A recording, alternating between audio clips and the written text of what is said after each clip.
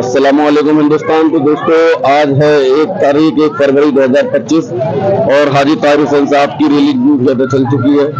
मुस्तफाबाद गली नंबर 15-16 में हाजी ताहिर रैली कर रहे हैं और हम भी रैली के साथ चलते हैं। और रैली का असर आप देखिए, लोगों की मोहब्बत देखिए हाजी ताहिर हुसैन के लिए, क्या मोहब्बत है लोगों की।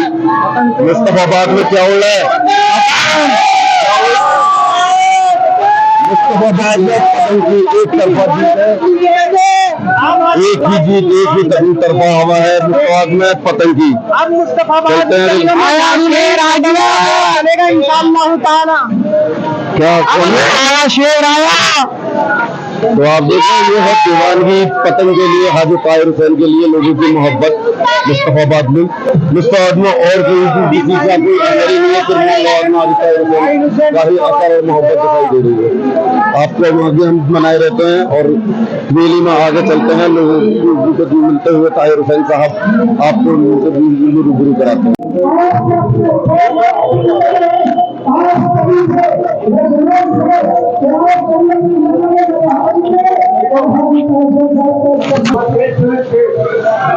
हाजी ताहिर हुसैन लोगों की इस्तकबाल करते हुए लोग छतों से अपनी मोहब्बत का इजहार कर रहे हैं हाजी ताहिर हुसैन से, और काफी मोहब्बत है लोगों को। मुस्तफाबाद में अगर कोई दिखाई दे रहा है तो पतंग की पतंग दिखाई दे रही है, हाजी ताहिर हुसैन साहब।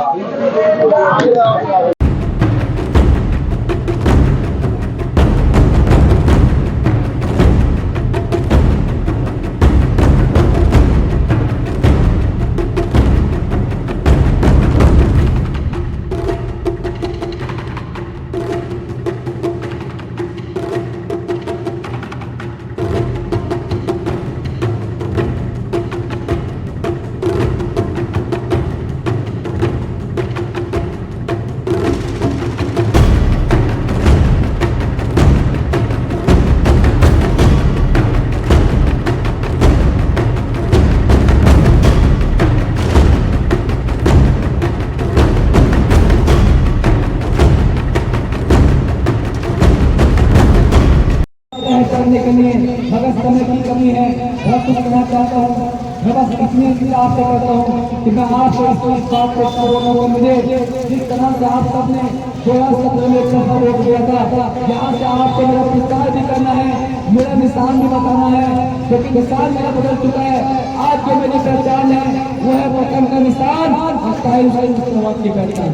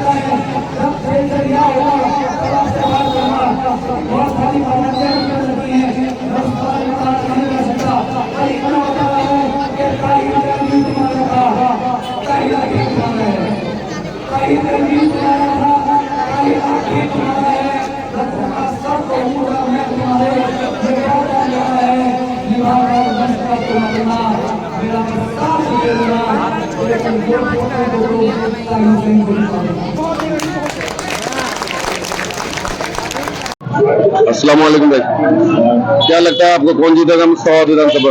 कोई भी जीते इससे कोई फर्क नहीं पड़ने वाला, लेकिन वोट हाजी ताहिर भाई को देंगे। वोट हाजी ताहिर को ही दिया जाएगा। दिल से दिया। ऐसा माहौल तो आप देख रहे होंगे ना मुस्तफाबाद में, जो माहौल चल रहा है, माहौल के हिसाब से माहौल था आम आदमी का था, कांग्रेस का तो नहीं है खैर, लेकिन अभी माहौल ताहिर भाई के आने के बाद में ताहिर भाई का सारा माहौल ताहिर भाई का ही है। तो क्या लग रहा है अब की बार वोट कौन काट रहा है? MIM वोट काट रही है या फिर कांग्रेस काट रही है वोट? तो कांग्रेस और कांग्रेस और आम आदमी वोट काट रही है मेरे कांग्रेस और आम आदमी मुस्तफाबाद में वोट काट रही है इस बार।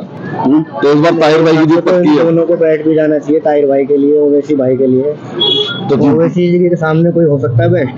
हाँ, ये तो खैर अलग बात है। तो उनकी वीडियो देखने क्या के लगता है आपको कौन जीतेगा इस बार तो मुस्तफाबाद आपकी वार्ड ताहिर की लग रही है मेरे को। ताहिर भाई लग रहे हैं। में? आपको आप लोगों की क्या राय है? वो कह रहा मुझे नहीं पता। तो मुझे ये बताएं, मुस्तफाबाद में जैसे MIM पे इल्जाम लगता है कि वोट काटने के लिए आती है, आपको क्या लगता है? वो सब झूठे इंसान हैं। हम्म? सब झूठे हैं। तो मुस्तफाबाद में वोट कौन काट रहा है इस बार? MIM काट रही है या फिर आम आदमी पार्टी और कांग्रेस पार्टी MIM के वोट काट रही है? कांग्रेस इस बार कांग्रेस वोट काट रही है। MIM सही है। MIM तो ये कांग्रेस वोट काट रही है इस बार इनके, यानी कि ताहिर भाई जीतेंगे, यानी बाकी पार्टियां मुस्तफाबाद में ताहिर भाई का वोट काट रही ताहिर है। भाई हमारे इंसाफ होना चाहिए। वोट जो अच्छे इंसान के लिए वोट दिया जाता है, और ओवैसी साहब की पार्टी से बेस्ट तो कोई है भी नहीं। आप लोगों को क्या लगता है कौन जीतेगा इस बार? इंशाल्लाह ताहिर हुसैन साहब जी। कौन जीतेगा भाई? तो मुस्तफाबाद में माहौल केवल ताहिर भाई का ही लग रहा है मुझे तो। चलिए, ये देखिए आपने मुस्तफाबाद में लोगों की राय। अभी और लोगों से भी मिलते हैं, उनकी राय भी जानते हैं कि मुस्तफाबाद में लोग किसकी तरफ झुक रहे हैं, किसकी तरफ वोट डाल रहे हैं। बाकी तो ये ताहिर हुसैन की जीत साफ है। ठीक है, आइए भाई, आपको क्या लगता है किसे देंगे? कोई दिक्कत है भाई, हम खाट पे देंगे, हमें खाट पे देनी है। खाट पे? हाँ। लग रहा तुम्हारे लिए कोई नया विधायक खड़ा करना पड़ेगा, हमें नई पार्टी बनानी पड़ेगी। हमारे अब्बू खड़े हैं खाट पे, तो हम सारे भाई खाट पे देंगे। वैसे क्या लगता है कौन जीतेगा इस बार? पतंग वाले जीते, तो जोर से बोलो सब पतंग वाला जीतेगा इंशाल्लाह। तो आप ये देख रहे हैं, मुस्तफाबाद में ताहिर भाई की एक तरफा लहर है और एक तरफा जीत ताहिर भाई की है। मुस्तफाबाद में ये आसार साफ दिखाई दे रहे हैं। दोस्तों, ताहिर हुसैन भाई रैली करते करते यहाँ मुस्तफाबाद 25 फुटे पर नूर मस्जिद पर आए हैं, जहाँ सदुद्दीन ओवैसी साहब भी आएंगे। आप ये मेरे पीछे स्टेज देख रहे हैं, इसके पीछे स्टेज लगा हुआ है। यहाँ पर ताहिर भाई आए हैं। यहाँ पर सदुद्दीन ओवैसी साहब पहले से ही मौजूद हैं। अभी ताहिर भाई पहुंचे हैं। अब आगे यहाँ पूरी जनसभा होगी, और जनसभा में इम्तियाज जलील साहब और हाजी ताहिर हुसैन और सदर असदुद्दीन ओवैसी साहब भी होंगे। तो आप उनको उनसे मिलाते हैं, उनका पूरा फंक्शन दिखाते हैं। साथियों, सारे साथियों की मंशा यही है कि जरूरत है एक सफ हो, एक कायद हो। बिखरी हुई कौमों को करोफल नहीं मिलता, और समझती क्यों नहीं हमारी कौम ये नुक्ता, लुट जाते हैं और राही जिन्हें रहबर नहीं मिलता। आज इतना खूबसूरत रहबर हमारे बीच बैठा हुआ है।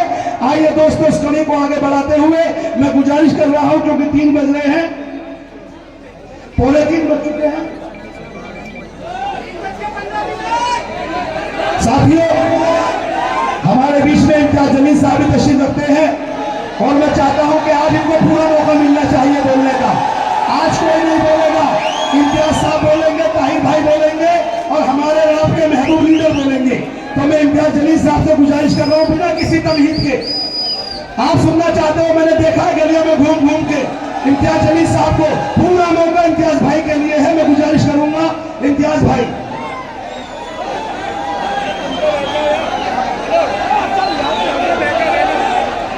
दोस्तों, इम्तियाज भाई ने हुक्म दिया है कि ताहिर साहब की जरूरत है, 5 साल की दूरी है। ताहिर हुसैन साहब को आपके सामने पेश कर रहा हूं। जोरदार तालियों से अपने बेटे, अपने भाई का इस्तकबाल कीजिए, जो 5 साल के बाद आपके लिए हो रहा है।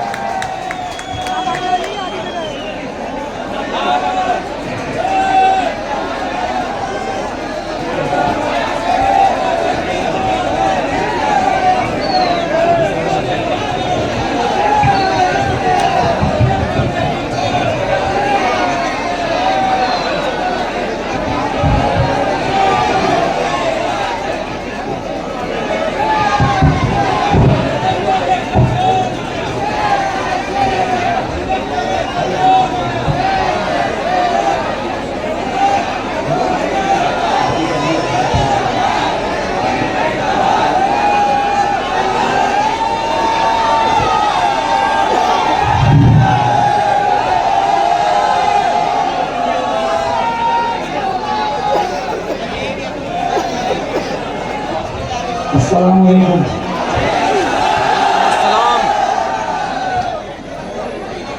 मंच पर उपस्थित मेरे बड़े भाई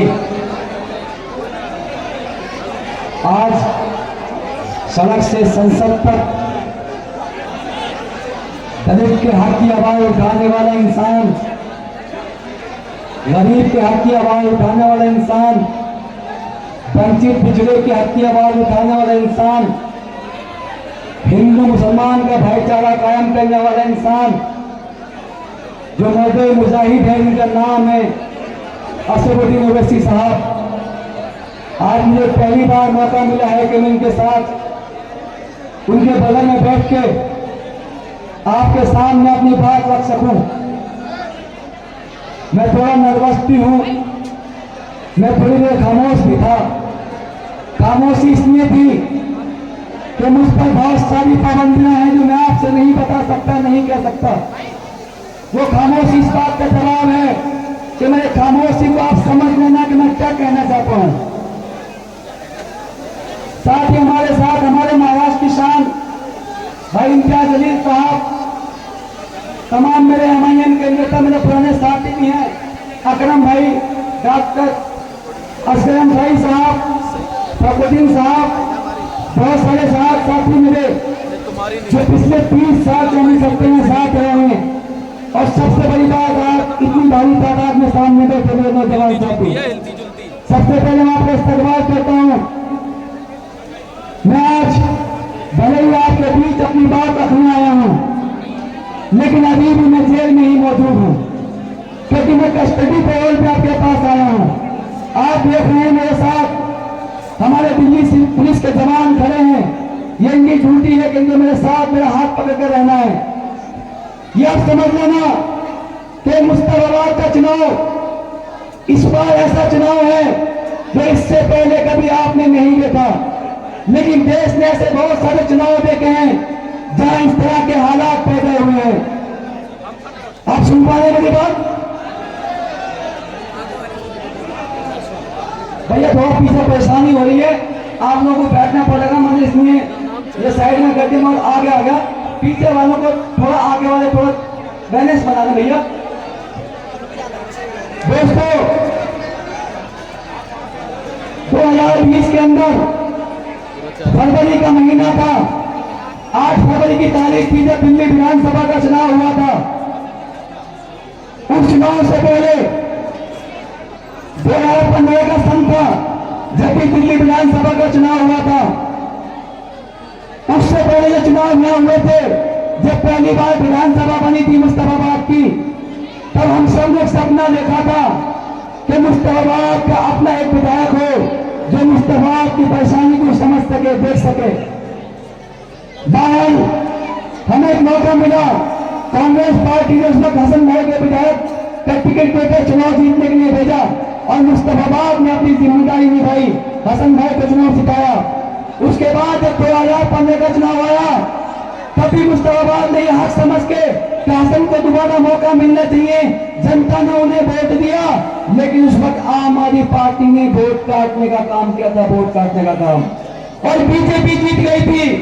लेकिन जब 2020 का चुनाव आया तो उस वक्त इसी मुस्तफाबाद की जनता ने हाजी यूनुस को चुनाव जिताया, ये कहकर कि हाजी यूनुस साहब तीसरे मुकाम पे थे, हक छूट गया था, इनका हक बनता है, इनको चुनाव जिताना है। लेकिन अफसोस 2020 का चुनाव भी जिताया, दिल्ली की सरकार भी बनी, लेकिन उस सरकार ने इस क्षेत्र के अंदर कोई काम नहीं करा। आज 5 साल के बाद मुझे आपके बीच आने का मौका मिला, लेकिन जब मैं यहाँ घूम रहा हूँ, गलियों में दौड़ लगा रहा हूँ, सड़कें देख रहा हूँ, नालियां देख रहा हूँ, जगह जगह गंदगी के ढेर हैं। माशाल्लाह हमारे भाइयों ने इतने शानदार अच्छे मकान तो बना लिए, लेकिन सरकार ने कोई भी विकास का काम यहाँ नहीं किया। वो बात करते हैं शिक्षा के मॉडल की। मैं दिल्ली की जनता से कहना चाहता हूँ कि शिक्षा का मॉडल देखना है तो मुस्तफाबाद में देखो किस तरह के यहाँ के बच्चे 3 के स्कूल में पढ़ते हैं, 4 शिफ्ट में आगे बच्चे पढ़ते हैं। अगर आप हेल्थ की बात करते हो तो मुस्तफाबाद ला के देखो यहाँ क्या सुविधा है। और यहाँ पे किसी माँ बहन की पेंशन का भी इंतजाम नहीं है, ये बात आप सब जानते हैं। आप 2025 में आ चुके हैं दोस्तों, 2025 का चुनाव है, विधानसभा चुनाव, और दिल्ली का विधानसभा इस बार 3 लोगों के बीच में चुनाव हो रहा है, 3 लोगों के बीच में। अगर 2 सीट हम छोड़ दें ओखला मुस्तफाबाद, तो 68 सीटों पे प्रत्याशी हैं। या तो आपसे केजरीवाल के नाम पे वोट मांगते हैं, या आपसे मोदी के नाम पे वोट मांगते हैं, या राहुल बाबा के नाम पे वोट मांगते हैं। कोई प्रत्याशी अपने नाम पे वोट नहीं मांगता दोस्तों। मुस्तफाबाद रोक रहे ऐसा चुनाव है जो जनता का चुनाव है, प्रत्याशी का चुनाव है। सड़क से संसद तक आपकी आवाज उठाने वाले मर्द मुजाहिद असदुद्दीन ओवैसी साहब का चुनाव है। फैसला आपको तय करना है कि जो आपके भाई खान है या अली है, आप उनको मजबूत करके केजरीवाल को मजबूत करते हैं, या मुस्तफा का भविष्य सुधारने के लिए हिंदुस्तान के अंदर जो जुम्मियत हो रही है, जो मजलूम पिस रहे हैं, जो नाजायज लोग जेलों में बंद हैं, नफरत के शिकार हो रहे हैं, उनकी आवाज उठाने वाले भाई असदुद्दीन साहब के हाथ मजबूत करने हैं दोस्तों। मैं तो आपका अपना हूँ, 30 साल से आपके बीच में हूँ, मुझे कुछ कहने की जरूरत नहीं है। मुझे आप वोट दोगे तब भी मैं आपके लिए लड़ूंगा, नहीं दोगे तब भी मैं आपके लिए लड़ूंगा दोस्तों। वोट आपकी है, फैसला भी आपका है, मगर इंसाफ मेरी किस्मत का है। एक वो अदालत है जो देश की अदालत है, जहां पर मैं, मेरे बीवी बच्चे, मेरा परिवार कानून की अदालत में इंसाफ की लड़ाई लड़ रहे हैं। एक ये जनता की अदालत है, जहां मुझे इस देश के संविधान ने, बाबा भीमराव अम्बेडकर जी के संविधान ने लोकतंत्र की ताकत दी है कि जनता के पास जब 5 साल में एक दिन आता है तो उसे भी इंसाफ करने का मौका मिलता है। ये जनता की अदालत, आपका वोट, मैं आपसे इंसाफ मांगने आया हूं। मैं आपसे वादे नहीं करता, क्योंकि वादे कोई पूरे नहीं करता। मैंने काम करके दिखाया था, मैं आगे भी काम करके दिखाऊंगा दोस्तों। हालात ये है कि कब्जे में है जिनकी हुकूमत और जमाने वाले हैं। कब्जे में है जिनके हुकूमत और जमाने वाले हैं। ठहराते गद्दार हमें हम जान लुटाने वाले हैं। हम हैं हमीदी कौम के वारिश, शाहिद है तारीख मेरी, जंग में हमने दी है शहादत, सर को कटाने वाले हैं। तो लोग हमसे ये सबूत मांग रहे हैं वफादारी का। अरे पहले खुद तो तय कर लो, पहले ये बताओ कि वफादार कौन है, फिर वक्त खुद बताएगा गद्दार कौन है। दोस्तों, चुनाव के बाद जो हुआ सबको मालूम है। मीडिया में सिर्फ मेरा नाम चला था, वो नाम था आम आदमी पार्टी का पार्षद ताहिर हुसैन। जैसे ही मेरे नाम मीडिया में चला, सबसे पहले वही मेरे साथी जिनके लिए मैंने 5 साल इस मुस्तफाबाद में काम किया, उनकी पार्टी को मजबूत किया, उनके निशान को घर तक पहुंचाया, और मुस्तफाबाद में सबसे पहली जीत भी उनकी झोली में डाली थी आप लोगों ने दोस्तों। वो साथी जो मुझे अपना भाई कहते थे, वो साथी जो मुझे अपना साथी कहते थे, जब मेरा समय खराब हुआ, मेरा वक्त खराब आया, तो सबसे पहले उन्होंने ये कहा था कि ताहिर हुसैन को गिरफ्तार करो, जेल में डालो और डबल सजा दो। क्या ये बात सही थी? क्या जांच तक रुकना चाहिए था? आज भी जांच चल रही है, आज भी मैं निर्दोष हूँ, आरोपी हूँ, और यही कानून का अधिकार है कि मैं जनता की अदालत में इंसाफ मांगने आपके पास आया हूँ। बहरहाल ये सब आपको देखना है कि जब लॉकडाउन था, कोरोना था, बहुत सारे लोग जो दुनिया से चले गए, बहुत सारे लोग, हजारों नौजवान जो जेल में बंद किए गए, लेकिन ये ताहिर हुसैन सबके लिए फिक्र करता था, सबके लिए दुआ करता था, और खुदा का शुक्र भी अदा करता था कि जहां इतना बड़ा नुकसान, इतनी जानें चली गई, ताहिर तू भले ही जेल की ऊंची ऊंची दीवारों के पीछे है, भले ही तू मोटी मोटी सलाखों के पीछे है, भले ही तेरे बच्चे तुझसे दूर हैं, भले ही तूने अपनी बीवी का चेहरा नहीं देखा, भले ही तूने अपने बूढ़े माँ बाप को नहीं देखा, भले ही तेरे नौजवान जो मुस्तफाबाद के वास से तुझसे दूर हैं, लेकिन दिल्ली और देश के अंदर हजारों करोड़ों वो लोग थे जो ईमान वाले थे, ला इलाहा इल्लल्लाह वाले थे, जिन्होंने दुआएं दी इस मुस्तफाबाद के लिए मुझे, और आपके सामने आज जिंदा सलामत आपके सामने हूँ दोस्तों। दर्द की बहुत लंबी दास्तां है, एक एक दिन बरसों सा लगता जेल की 4 दीवारी में, नाम तलक तुम भूल गए मेरा, क्या खता थी यारी में। अंधेरों में दिन है गुजरे, हाल कहूँ क्या रातों के, तकलीफें मुझ पर क्या गुजरी, बयां करूँ क्या शब्दों में। चॉकलेट थोड़ी ना खामोशी मीठी के लगेगी। उस मंजर में कुछ शब्द चुनिंदा रखते थे, तुमसे मिलने की खातिर हम खुद को जिंदा रखते थे। दोस्तों, ये जिस्म अल्लाह की देन है, लेकिन जो जिसका जिस्म नमक होता है, लगाओ। जो उसकी आत्मा होती है, रूह होती है, उसे आप गुलाम नहीं कर सकते। उसके ऊपर आप ताले नहीं लगा सकते, जंजीरों में नहीं बांध सकते। जिस्म अभी बंदी है मेरा, होती रूह गुलाम नहीं, तूफान में यूं छोड़ के जाना, बात तुम्हारी आम नहीं। जब मैं मायूस था, परेशान था, अफसोस करता था कि किन लोगों को ताहिर तूने इतना तन मन धन लगा के मजबूत किया, जिन्होंने तेरा साथ छोड़ दिया। तो ख्याल आया, इस पार्टी ने तो वो लोग छोड़ दिए बहुत ज्यादा। जिस पार्टी को जिन्होंने खड़ा किया था। याद कीजिए प्रशांत भूषण का नाम, याद कीजिए योगेंद्र यादव का नाम, लंबी फहरिस्त ऐसी जिनको इन्होंने छोड़ा है कि जिस्म अभी बंदी है मेरा, होती रूह गुलाम नहीं, तूफान में यूं छोड़ के जाना, बात तुम्हारी आम नहीं। तकदीरों के खेल निराले करते खुदा को देखा है, तकदीरों के खेल निराले करते खुदा को देखा है, होकर सजा फांसी की फिर भी जीवन मिलते देखा है। सच्चाई हमें मंजूर है, लेकिन इल्जाम वो झूठा रखते हैं, तुमसे मिलने की खातिर हम खुद को जिंदा रखते हैं। दोस्तों, मेरी बेटी उस वक्त बहुत छोटी थी जब मैं टूटता था। जेल से बहुत सारे साथी हैं जो जेल काट करके आए हैं। सबको मालूम है कि 5 मिनट की कॉल की सुविधा हर कैदी को मिलती है। जो उसके घर वाले वो नंबर उसको देते हैं, इसका एफिडेविट लगता है, वो ऑटोमेटिक सिस्टम है दोस्तों। फिंगर लगा के 5 मिनट उसके घर कॉल कनेक्ट हो जाती है।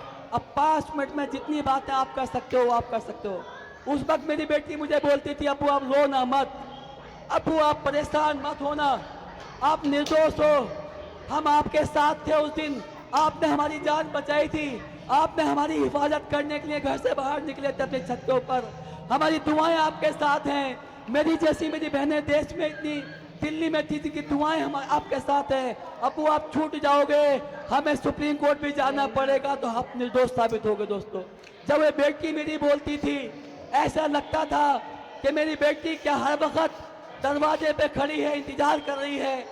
तो मैंने कहा था कि दरवाजे पर नजर है उसकी, दरवाजे पर नजर है उसकी, इंतजार मेरा वो करती है, जल्द आओगे वापस तुम अबू, बेटी मेरी ये कहती है।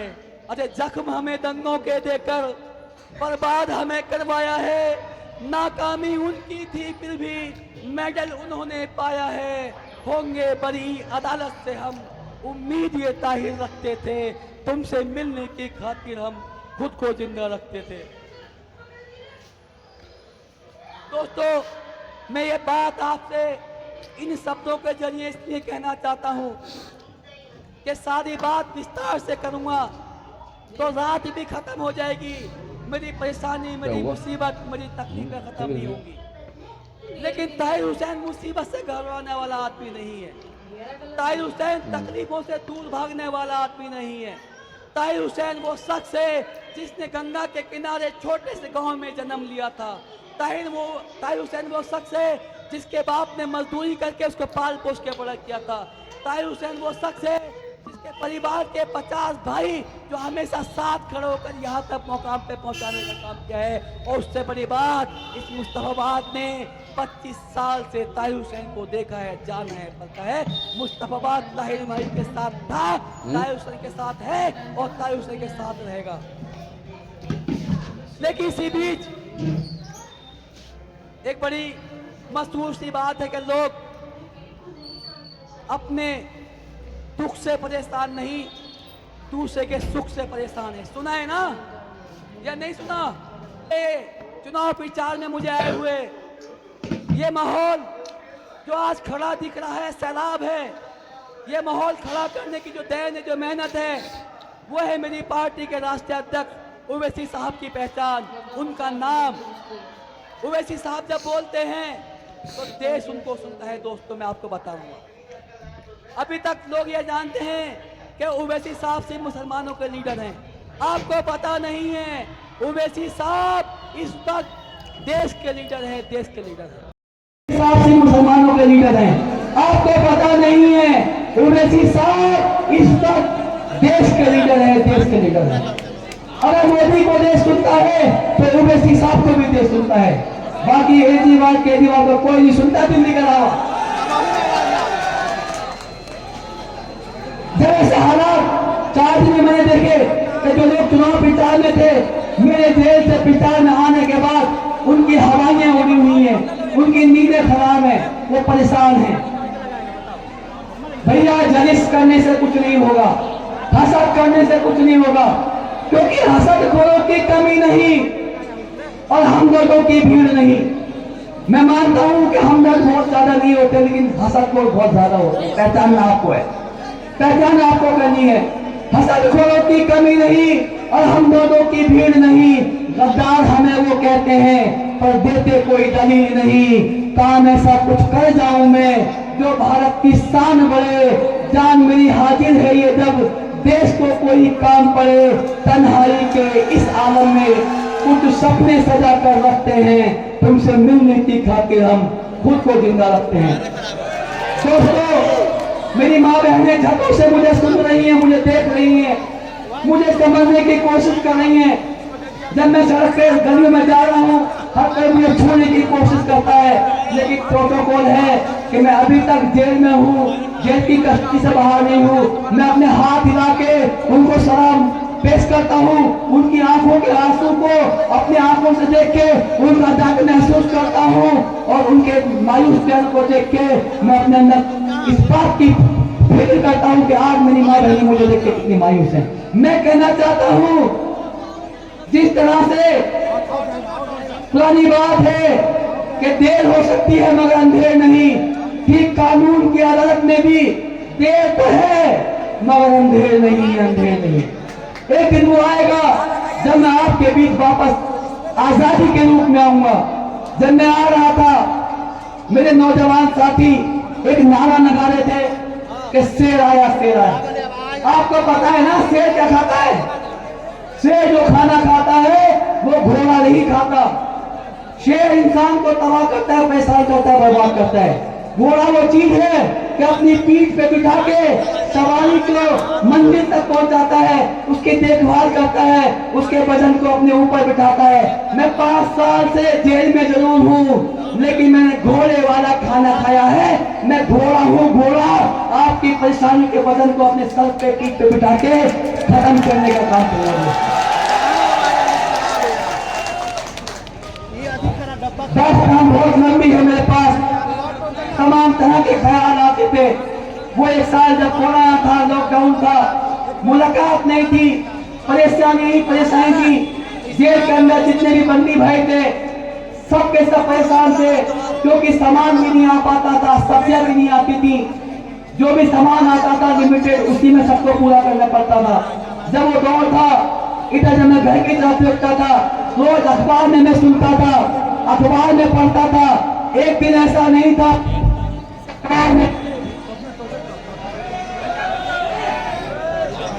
ऐसा कोई दिन नहीं था जिस दिन टीवी चैनल में मुझे गालियां ना दी जाती हो। ऐसा कोई दिन नहीं था जिस दिन ये बड़े बड़े पत्रकार जो प्राइम टाइम के शो चलाते हैं मुझे फांसी के झूले पर न लटकाते हो। मैं बड़ा डरा हुआ था, बड़ा सहमा हुआ था, बड़े परेशान था। मेरे मन में आया कि ताहिर जिंदगी शायद अल्लाह ने वहां से बचा दी, अब आगे जीने से क्या फायदा है? तेरा परिवार परेशान है, तकलीफों में है, आंसू के सूख न रहे। जितने भी लोग थे जिन पर भरोसा था, जिन पर यकीन था, सब छोड़ के जा चुके थे। अकेला रह गया था, तन्हाई थी, अलग थलग था। मेरे दिल में आया कि मजबूर है इतने कि मर भी नहीं सकते, मजबूर है इतने कि मर भी नहीं सकते। इल्जाम जो है झूठे, देंगे जवाब सबके। दोस्तों बुजुर्गों, आज 5 साल के अरसे के बाद मैं आपके पास आया हूं, के बीच आया हूँ। जिस दिन नॉमिनेशन करने की परमिशन कोर्ट में मुझे मिली थी, न मालूम कहा कोर्ट के बाहर कुछ हमारे मीडिया भाई आ गए थे, मीडिया वाले पुलिस की कस्टडी में था। काफी ध्यान रखा जाता है कि हम किसी रिस्ट्रिक्शन न कर सके, बात न कर सके, लेकिन किसी की पीछे से आवाज आई कि ताहिर हुसैन साहब, आप मुस्तफाबाद से एमआईएम के प्रत्याशी बनाए गए हैं, आप चुनाव लड़ने वाले हैं, आपको कोर्ट ने परमिशन दे दी, आप कुछ कहना चाहते हैं मुस्तफाबाद के लिए? मेरा हाथ पकड़ के खींच दिया गया, मैं पीछे गर्दन घुमाई, अल्लाह ने जवान से कहलवाया था कि बोलेगा मुस्तफाबाद जीतेगा इंसाफ। जरा कहा था या सही कहा था, बता दो। सही बात है। बोलेगा मुस्तफाबाद, बोलेगा बोलेगा मुस्तफाबाद, बोलेगा मुस्तफाबाद। मुस्तफा का नाम कायनात के दो जहां बादशाह का नाम है, दोनों जहां के बादशाह जिनको हम अपने नबी महबूब मुस्तफा के नाम से मुस्तफाबाद विधानसभा को जानते हैं, उस नाम को पूरे भारत देश में बदनाम करके डाल दिया। न कोई काम हुआ, न कोई विकास हुआ, बस हमने हर बार इस नाम पे वोट दिया कि भैया बीजेपी को कौन हरा रहा है उसे वोट दे दो, इसके अलावा कुछ सोचा ही नहीं। आज भी कल एक साहब मेरे पास आए, चलते चलते मेरे कान में कह रहे थे, ताहिर भाई आपकी बहुत बड़ी बात है, आपकी बहुत बर्बादी भी हो गई है, आपका बहुत बड़ा नाम हो चुका है, चुनाव आप लड़ रहे हो, मेरी मानो समर्थन कर दो, कहीं ऐसा ना हो कि आपकी इज्जत खराब हो जाए। मैंने कहा मेरे पास इज्जत बची कहाँ है? अरे इज्जत भी चली गई, आजादी चली गई, बच्चों को दूर चला गया, अब मेरे पास एक विश्वास है, यकीन है, इंसाफ का जो जनता को 5 तारीख को तय करना है। मैंने गलत कहा या सही कहा बता दीजिए आप। मुझे बोला गया, एक वीडियो मुझे किसी सुनवाई, कुछ पुराने साथी थे हमारे उसमें, जिन्होंने 6 महीने पहले मुझे कहा था कि ताहिर भाई हम किसी के पार्टी के मोहताज नहीं हैं, हम नाम के मोहताज नहीं हैं, हमारा नाम इतना बड़ा है कि अपने नाम पे चुनाव जीतेंगे, चाहे जो हो जाए, चुनाव लड़ना है। मैंने कहा भैया आप सोच लो, समझ लो, जनता से मशवरा कर लो, मैं तो तुम्हारे हवाले हूँ, जैसो का मैं संभाल लूंगा। मैं सीधा सा आदमी था भैया, जेल में 5 साल से हूँ, न पैसा है मेरे पास, न लोग है, न कोई बहुत ज्यादा मेरे पास दिमाग है, क्योंकि 5 साल से जब कोई तन्हाई के आलम में रहता है तो उसके पास सिर्फ और सिर्फ नेगेटिविटी होती है, कोई पॉजिटिव नहीं होती दोस्तों। 6 महीने पहले उन्होंने मुझे तैयार किया, मेरे बच्चों से बात की, बच्चे तैयार हुए, जब एक फैसला ले लिया गया, इलाके की दीवारों पे ताहिर हुसैन के फोटो के साथ पोस्टर लगा दिया गया, अचानक हलचल मचती है, पता चलता है कि 2 नए प्रत्याशी यहाँ दोबारा आ जाते हैं। अब 3 महीने पहले ऐसा क्या हुआ कि 6 महीने पहले ताहिर का नाम बड़ा था, जब तक उसके साथ उवैसी का नाम नहीं जुड़ा था, कुछ नहीं था वो।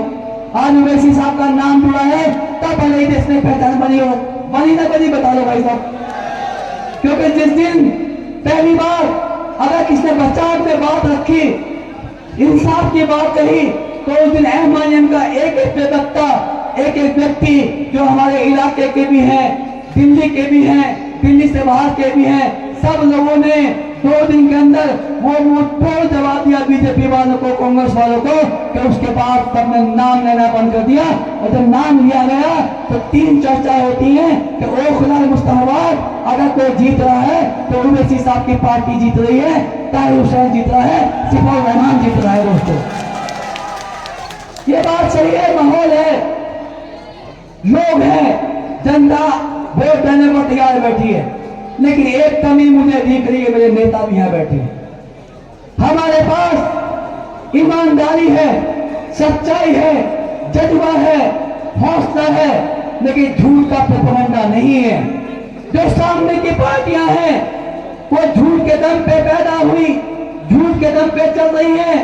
मेरे दोस्त हैं जेल में, एक दिन उन्होंने मुझे कहा कि तो तुम टीवी में देखते हो, मत देखा करो। मैं क्यों ना देखो भैया? कहने लगे झूठों ने झूठों से कहा कि सच बोलो, झूठों ने झूठों से कहा कि सच बोलो, दरवाजे पे बोर्ड लगा है कि सच बोलो। घर में झूठों की मंडी है, फिर भी सौदा करते हैं कि सच बोलो। अरे डूबने वालों, गंगा जमुना अपनी है, ये तो बता दो कि नाव में खेती किसने किया, इतना तो सच बोलो। इन दोनों पार्टियों में एक तो भाजपा वाले हैं, एक तो आम घर के झूठ बोलने की कैसी कैसी बातें निकल के आती हैं। कोई कहता है जमुना में जहर है, कोई कहता है कि बातों में नफरत है। तमाम बातों करके पब्लिक को गुमराह कर रहे हैं। आज तक ना तो 15 लाख किसे खाते मारे, ना मुश्ताबाद में कोई कॉलेज बना, ना मुश्ताबाद में कोई अस्पताल बना। तमाम दिल्ली के वादे सिर्फ विज्ञापन में है, अखबार में है।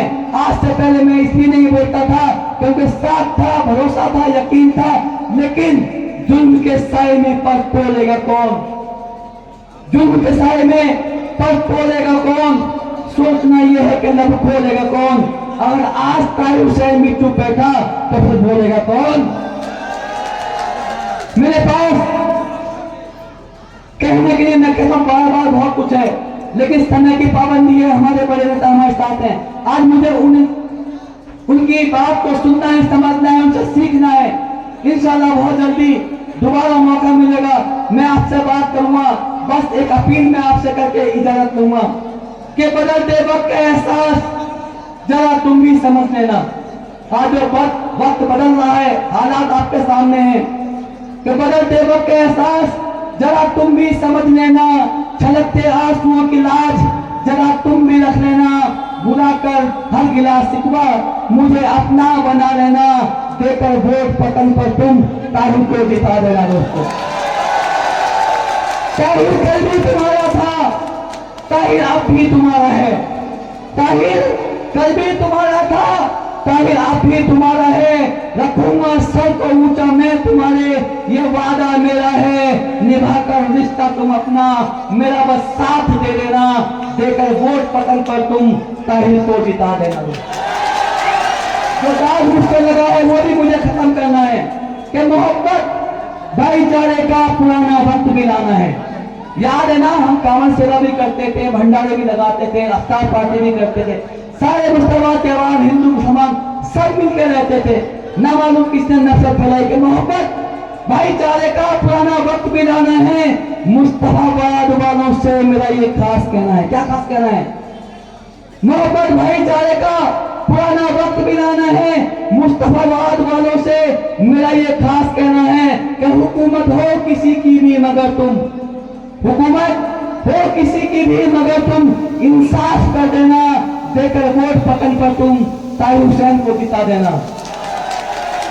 बंदिशें हैं जहां दिन रात उसे तिहाड़ कहते हैं। बंदिशें है जहां दिन रात उसे तिहाड़ कहते हैं। तुम्हारी याद में रह करके कुछ सपने भी देखे हैं। मिटा दूंगा मैं हस्ती को अपनी, तुम आवाज दे देना। देकर वोट पतन पर तुम ताहिर हुसैन को जिता देना। खुदा के वास्ते, खुदा के वास्ते तुम मुझे यूं मायूस ना करना। हुआ जो जुल्म मुझ पर है उसे यूं मत भुला देना। पीड़ित हूं मैं, अपराधी नहीं, जमाने को बता देना। देकर वोट पतन पर तुम ताहिर हुसैन को जिता देना। और आखिरी बात के सभी माँ बाप जैसे हैं मेरे और भाई बहने हैं। सभी माँ बाप जैसे हैं मेरे और भाई बहने हैं, क्योंकि मेरा मानना है कि तकदीर दुआओं से बदली जाती है, परेशानियां दुआओं से खत्म होती हैं, तकदीर के फैसले दुआओं से बहुत ज्यादा पलटे जाते हैं। सदका करें मेरे लिए, नमाज पढ़ें, अल्लाह का शुक्र अदा करें, लेकिन 5 तारीख को जीत की दुआ करें कि सभी माँ बाप जैसे हैं मेरे और भाई बहने हैं। सभी नौजवान साथी हैं मेरे और क्षेत्र के वासी हैं। दुआ तुम मांगना, अल्लाह के आगे हाथ फैलाना। देकर वोट पतन पर तुम ताहिर हुसैन को जिता देना। अस्सलाम वालेकुम। बोलेगा मुस्तफाबाद, बोलेगा मुस्तफाबाद।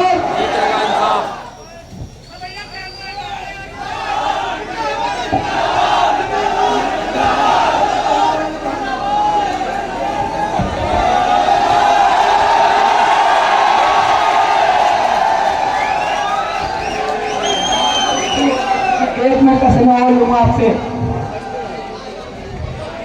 मैं आपके सामने जैसा था वैसे ही आना चाहता था, लेकिन पहले मैं बिजनेसमैन था, राजनीति में मैं पैसे कमाने नहीं आया था, सब जानते हैं। जब मैं पार्षद था, आप जानते हैं, कोई भी बीट कांस्टेबल या कोई भी एमसीडी का बंदा पैसे नहीं मांगता था जब तक मैं था। और ना कोई कह सकता, मैंने कसम खाई थी जब पार्षद का चुनाव जीता था कि अगर 1 रुपया भी मैंने दिया किसी से भी वो हराम होगा। कहा था, 3 साल में आपके बीच में रहा, 2 साल जेल में रहा, बहुत परेशानी थी, खाने के लाले थे। मेरे बच्चों से बात हुई, इनसे कुछ लोगों ने संपर्क करा जो उस महकमे के इंस्पेक्टर थे कि भैया हम कुछ मदद कर दें। बच्चों ने मुझे कहा, अप्पू ऐसे ऐसे वो लोग आए थे। मैंने कहा बेटा मैं तुम्हें इस परिस्थिति में ना मना करूंगा ना हाँ करूंगा, लेकिन मैंने कसम खाई थी बस इतना बताऊंगा।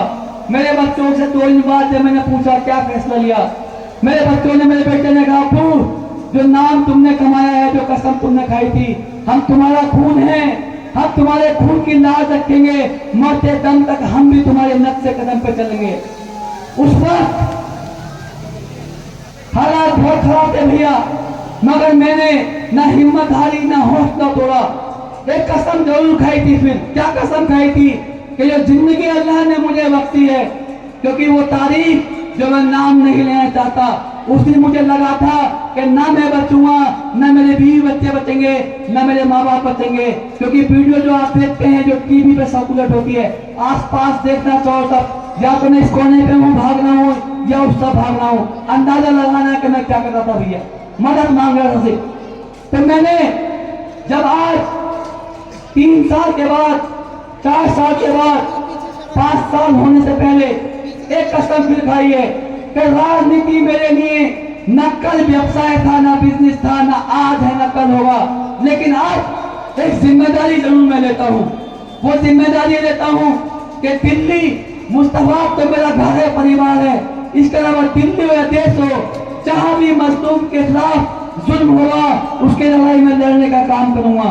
जहां भी हकदार का हक मारा जाएगा उसके साथ कदम से कदम मिला के चलने का काम मैं करूंगा।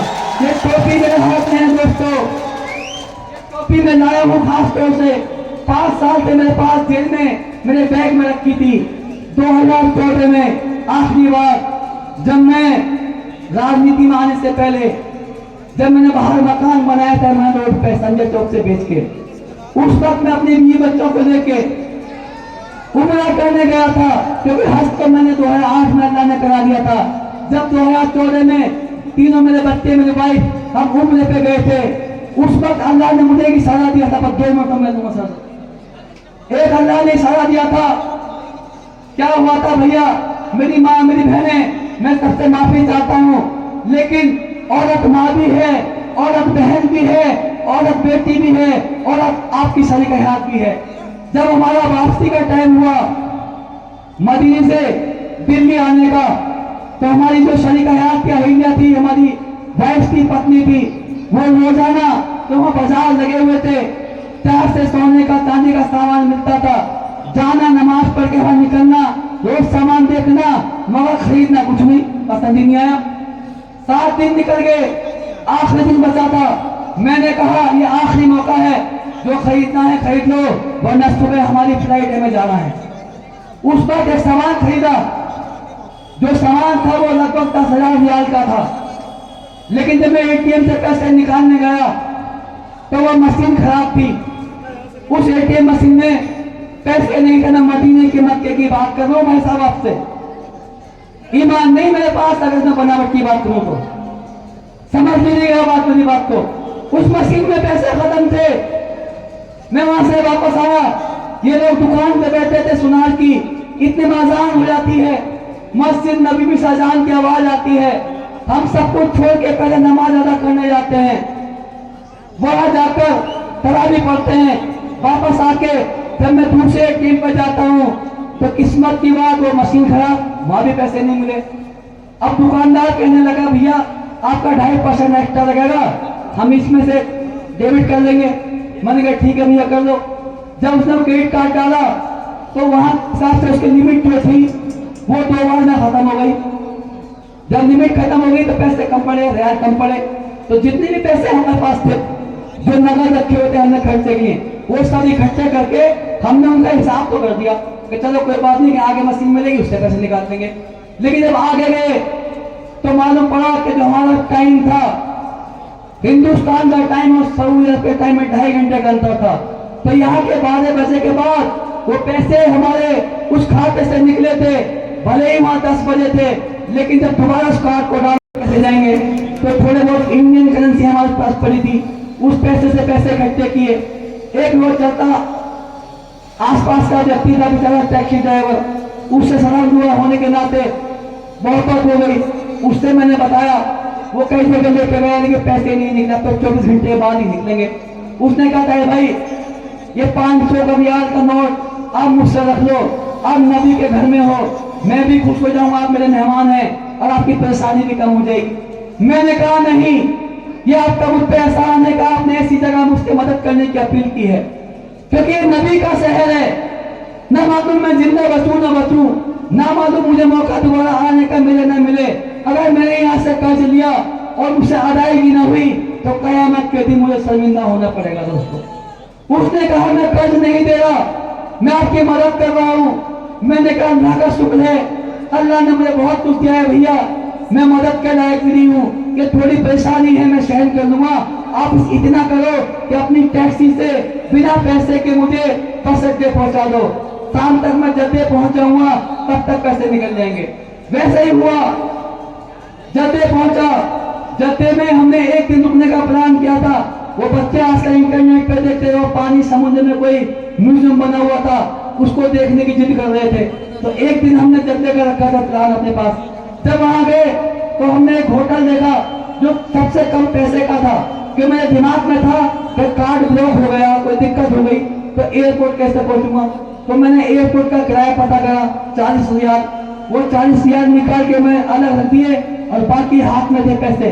तो मेरे पास 175 रियाल थे। 150 रियाल में या 160 में एक होटल बुक करा जहां से सामान रखा था।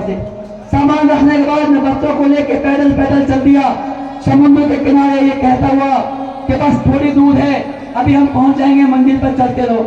मेरे बच्चे बार बार कहते, 3 मेरे बच्चे, एक बेटी कहता है, एक अप्पू कहता है, एक पापा कहता है, तीनों अलग नाम से बुलाते हैं। एक कहने लगा अप्पू कितनी दूर है, और चल गए, चलते चलते थके हम तो, बेटा उसको बस पहुंचने वाले।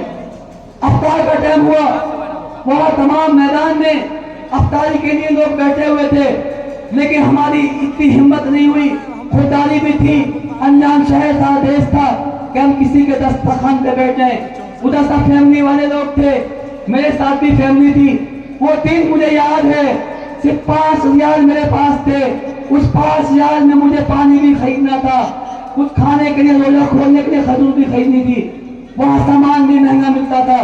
और एक छोटी वाली बोतल मैंने खरीदी।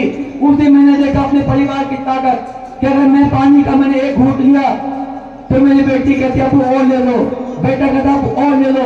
उस एक घूंट से रोजा खोला, खुदा का शुक्र था, 2.5 घंटे हमने निकाल दिए।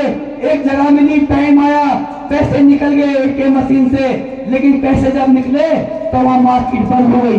जब मार्केट बंद हो गई तो खाने को कुछ नहीं मिला। पता ये चला कि जब पैसा था तो सामान नहीं था, सामान था तो पैसा नहीं था। उस दिन हम 5 तो मेरी वाइफ, मेरे बच्चे, अल्लाह ने हमारी आंख में आंसू डाला, दुलाया। मुझे दुख हुआ, अफसोस हुआ, अल्लाह से गिर गया, उससे माफी मांगी, मेरे अल्लाह मुझ पर रहम कर, मुझ पर तरस खा। ऐसी क्या मेरी गलती थी कि मेरे पास मेरे बच्चे, मासूम बच्चे मेरे साथ हैं, मेरे बीवी मेरे साथ है, अनजान शहर में हूँ, रमजान से हूँ, मैं गरीब नहीं हूँ, मोहताज नहीं हूँ, लेकिन अल्लाह तेरा मोहताज हूँ, तेरा गरीब हूँ। मुझे नहीं मालूम था कि अब से 10 साल बाद का है तो वो दिन देखना पड़ेगा। अल्लाह ने 2014 में मुझे ट्रेलर दिखाया था। 5 साल से मैं फिल्म देख रहा हूँ मेरे भाइयों, मुझसे कोई गलती हुई तो माफ कर देना। ये मदीने की टोपी मैं आपके पास लेकर आया हूँ। समय नहीं है, मैं घर घर नहीं जा सकता, आपके पास नहीं जा सकता। इस टोपी की लाज मैं आपके हवाले करके जा रहा हूँ। दोस्तों, ये टोपी वो टोपी जो हिंदुस्तान दुनिया का हर मुसलमान लगाता है।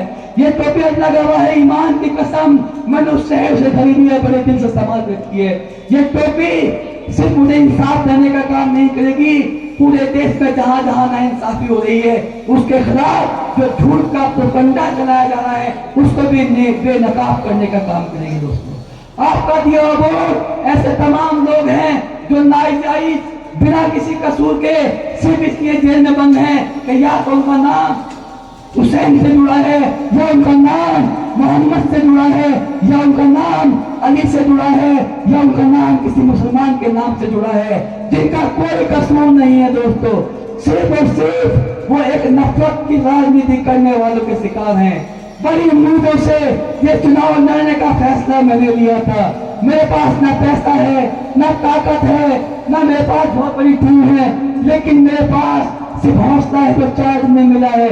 मेरे पास ओवैसी साहब जैसा बड़ा भाई है, मेरे पास इम्तियाज जलील जैसे मेरे बड़े भाई हैं, तमाम मुस्तहवाद का नौजवान है। ये अगर हार दिल्ली के अंदर अगर ताहिर हुसैन को जिताया तो पूरी भाजपा की हार होगी, पूरी भाजपा की दोस्तों। अगर ताहिर हुसैन को आपने हरा दिया तो दिल्ली में ये हार ताहिर हुसैन की नहीं बल्कि भाजपा की जीत होगी, भाजपा की जीत। इससे ज्यादा मैं कुछ नहीं कहूंगा।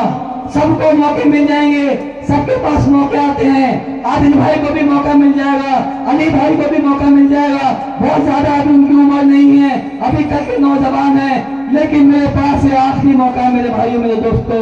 मैं इससे ज्यादा आपके सामने नहीं गिड़गिड़ाऊंगा, अल्लाह के पास जाऊंगा, कयामत के दिन पूछूंगा कि जब ताहिर हुसैन को नीलाम करा जा रहा था, जब ताहिर हुसैन को नफरत के बाजार में घसीटा जा रहा था, जब ताहिर हुसैन के बच्चों के साथ जुल्म हो रहा था, जब ताहिर हुसैन को लोगों ने अकेला छोड़ दिया था, तो यही मुस्तफा के अवाम तो आज तमाम तरह के रिश्ते निभाने की बात करती है, तमाम चीज को भुलाने की बात करती है। यह अवाम आपको जवाब कयामत पे देना होगा कि एक इंसान जिसके खिलाफ नाइंसाफी हुई, उसने आपसे वोट मांगा इंसाफ की खातिर, या आपने वोट दिया दूसरों डराने की खातिर। दोस्तों फैसला आपको करना है, तारीख नजदीक है। 5 तारीख पतन का निशान, 5 तारीख पतन का निशान, यही है ताहिर हुसैन मुस्तफाबाद की पहचान। सलाम अलैकुम।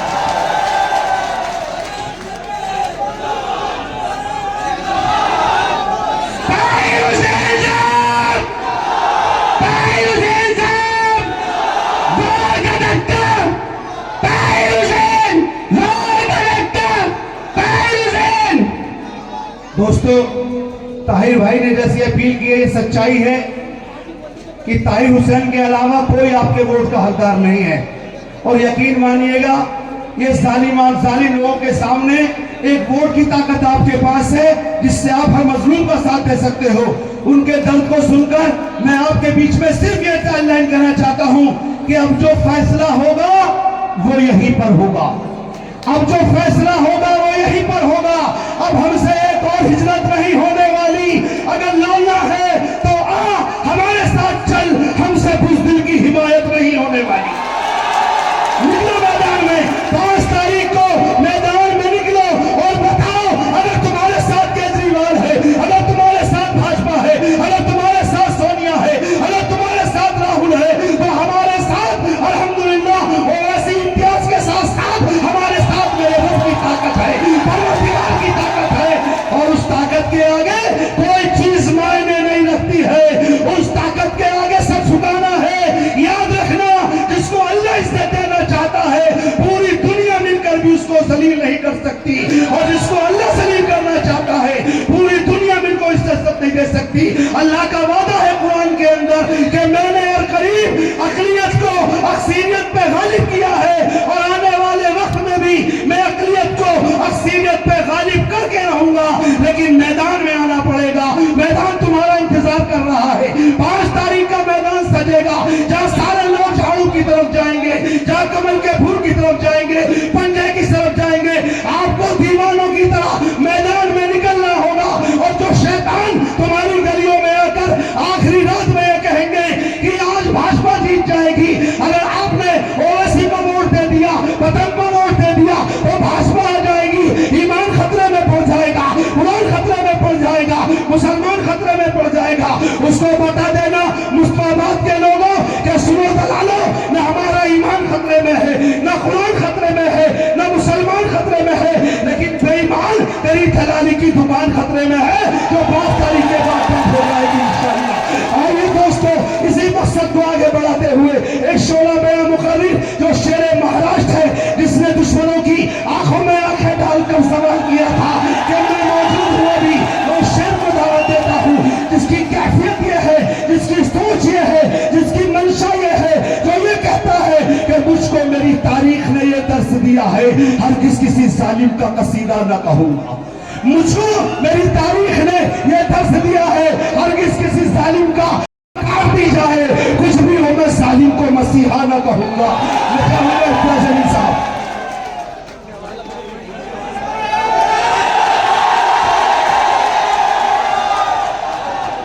अस्सलाम वालेकुम वरहमतुल्लाहि वबरकातुहू। वालेकुम अस्सलाम। मेरे शायद बैरिस्टर रशदुद्दीन अवैसी साहब, मेरे भाई जिन्होंने अपना 5 साल का दर्द जो आप लोगों के सामने बयान किया, मेरे हिसाब से हम सिर्फ सुन सकते हैं, लेकिन जिसके ऊपर गुजरी है वो एक एक दिन कैसे काटता होगा, एक एक दिन उनका जेल के सलाखों के बीच कैसे निकलता होगा, शायद हम इस बात का अंदाज़ा भी नहीं लगा सकते हैं। लेकिन आज मैं ताहिर भाई आपको एक बात कहना चाहता हूँ, मुजफ्फरपुर की मुस्तफाबाद की आवाम को एक बात कहना चाहता हूँ। चिराग मेरे ताहिर का देखकर बड़ी मचल रही है हवा,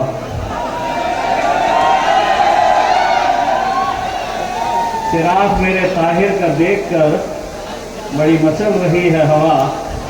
कुछ दिनों से मुस्तफाबाद में बड़ी तेज चल रही है हवा। बना रहे थे किस्से जो मेरे ताहिर के तबाही के, उन्हें क्या पता है कि मुस्तफाबाद में ताहिर के हक में रुख बदल रही है हवा। मैं यहाँ पर ताहिर भाई के मकान के ऊपर गया, वहाँ से मुझे पता चला कि जलसा यहाँ पर है। मुझे बताया गया तंग गलियाँ हैं, गाड़ी नहीं जा सकी। एक चाहने वाला मिल गया, उसके साथ मोटरसाइकिल के ऊपर स्कूटर के ऊपर बैठ गया और वो गलियाँ घुमाते हुए लेकर आ रहा था। सड़क ऐसी थी कि यूँ जा रही, यूँ आ रही, यूँ जा रही, यूँ आ रही। मैंने उसको कहा कि कैसा, इतनी खराब सड़कें तुम्हारे पास? तो जो ऐसी सड़क थी उसके ऊपर उसने मुझसे कहा कि साहब ये तो बहुत अच्छी वाली सड़क पे से हम गुजर रहे हैं। अब अगर ये अच्छी वाली सड़क है तो खराब कैसी रहती है? हम खुद हैरान हो गए। अब सवाल यही पैदा है, जब आ रहे थे तो रास्ते में एक झाड़ू का ऑफिस मिला, कांग्रेस का ऑफिस मिला, कुछ भाजपा वाले भी घूम रहे थे। जो लोग वहां पर उन ऑफिसों के अंदर बैठे हुए थे, उन ऑफिस में जो बैठे हुए थे, हमारे अपने लोग जो बैठे हुए थे, तो उन्हें देखकर मेरे मन में एक सवाल आया।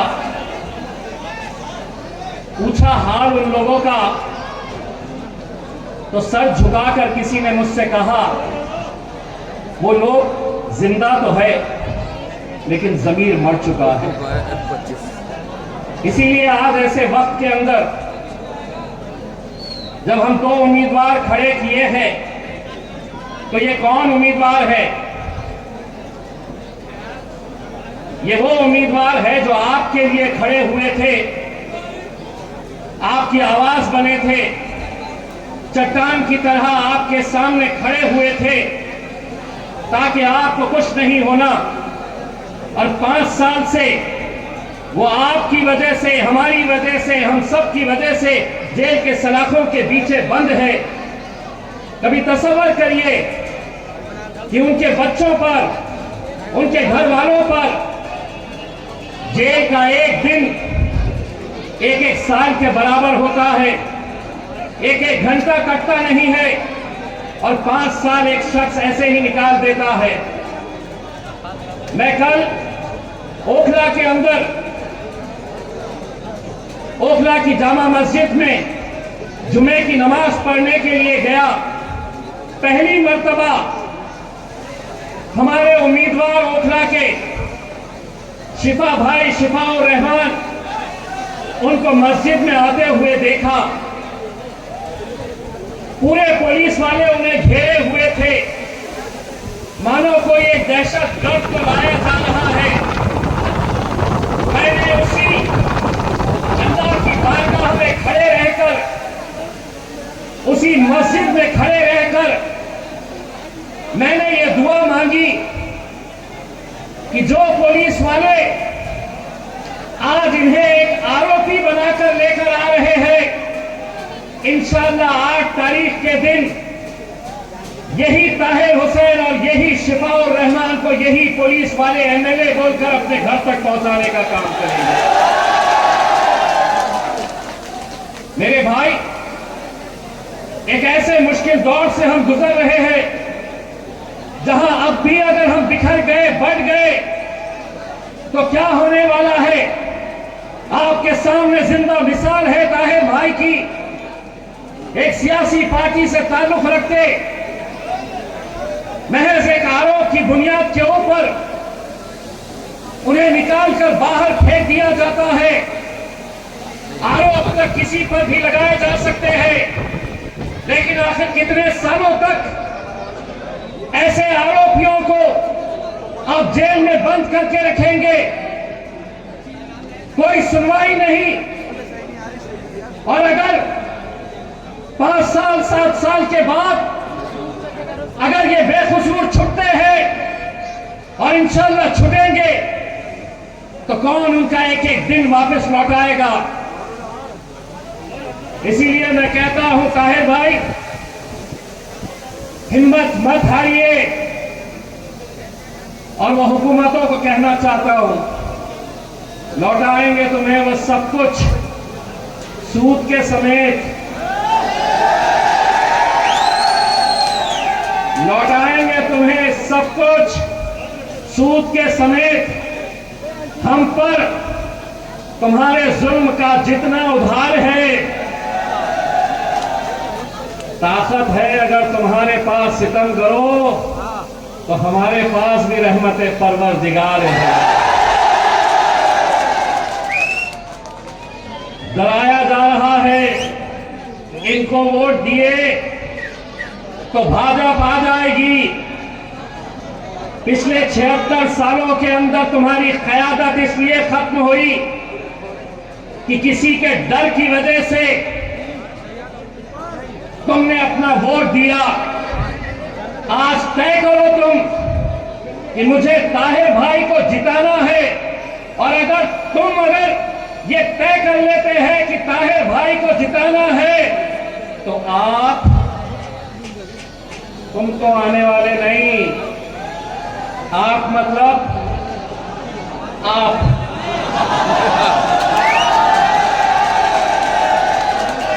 आप नहीं आने वाले।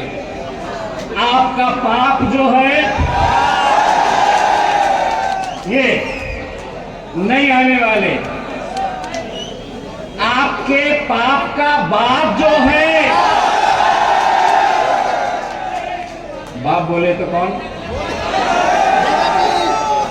मित्रों, वो भी नहीं आने वाले। आएगा तो इंशाअल्लाह मेरा, आएगा तो इंशाअल्लाह मेरा, जोर से बोलो, ताहिर आएगा इंशाअल्लाह। ताहिर भाई ने अपनी स्पीच के अंदर, अपनी तकरीर में अपनी दिल की तड़प जो थी उन्होंने बताई आपको। बड़े संजीदगी के साथ, बड़े गौर से आप लोग उन्हें सुन रहे थे। आने दीजिए, मीडिया वालों को आने दीजिए, बड़ा अच्छा लगता है उनको हम क्या बोलने वाले हैं। हमको जो बोलना है हम बोलने वाले हैं, तो सुनने दो, रिकॉर्ड करने दो। तो ताहिर भाई ने अपने दिल के जज्बात आपके सामने रखे। एक बात उनकी मुझे पसंद आई, उन्होंने कहा कि मुस्तफाबाद के अंदर एक ऐसा माहौल था जहां पर आप अलग अलग जाति, धर्म और मजहब के लोगों को साथ मिलकर सारे त्योहार आप मनाते थे, ये मुस्तफाबाद की पहचान हुआ करती थी। उन्होंने कहा कि न जाने किसकी नजर लगी। ताहिर भाई, मैं बताता हूं कि इस मुल्क को किसकी नजर लगी। जिसकी नजर लगी है उसका नाम है नरेंद्र दामोदर मोदी। यहां पर मौजूद है। मैं आप लोगों को एक बात कहना चाहता हूं साहब, ये देश की खूबसूरती यही है कि यहाँ पर हर जाति, धर्म और मजहब के लोग एक साथ मिलकर रहे हैं। एक उदाहरण मैं आपको देना चाहता हूं। उत्तर प्रदेश के मुख्यमंत्री हैं, पहचानते हैं उत्तर प्रदेश के मुख्यमंत्री कौन है?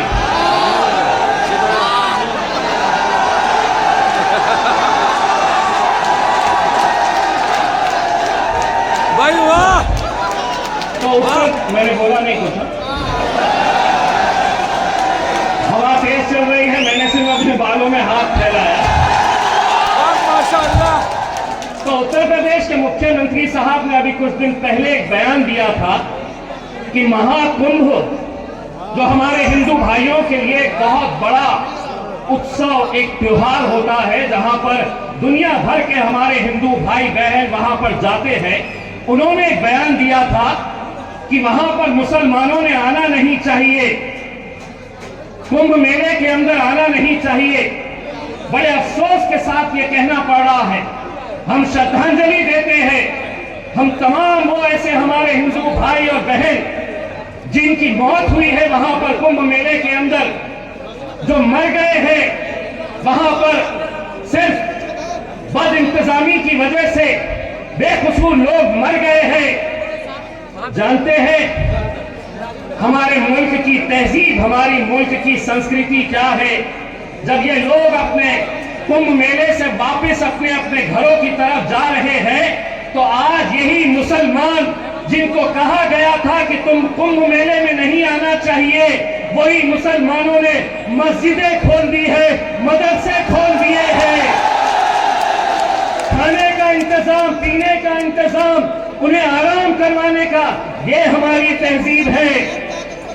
इसीलिए इस राजनीति ने, इस घटिया राजनीति के अंदर आज समाजों के बीच में दरारें पैदा करने का जो काम किया है, उसका सबसे बड़ा अगर कोई जिम्मेदार है तो वो भारतीय जनता पार्टी है।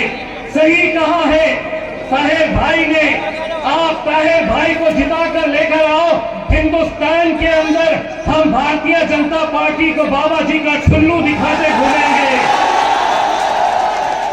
पूरे हिंदुस्तान में दिखाएंगे। आज सिर्फ पूरा मुल्क ही नहीं, मुल्क के बाहर जितने लोग हैं वो आज मुस्तफाबाद और ओखला के ऊपर नजर लगाए हुए हैं।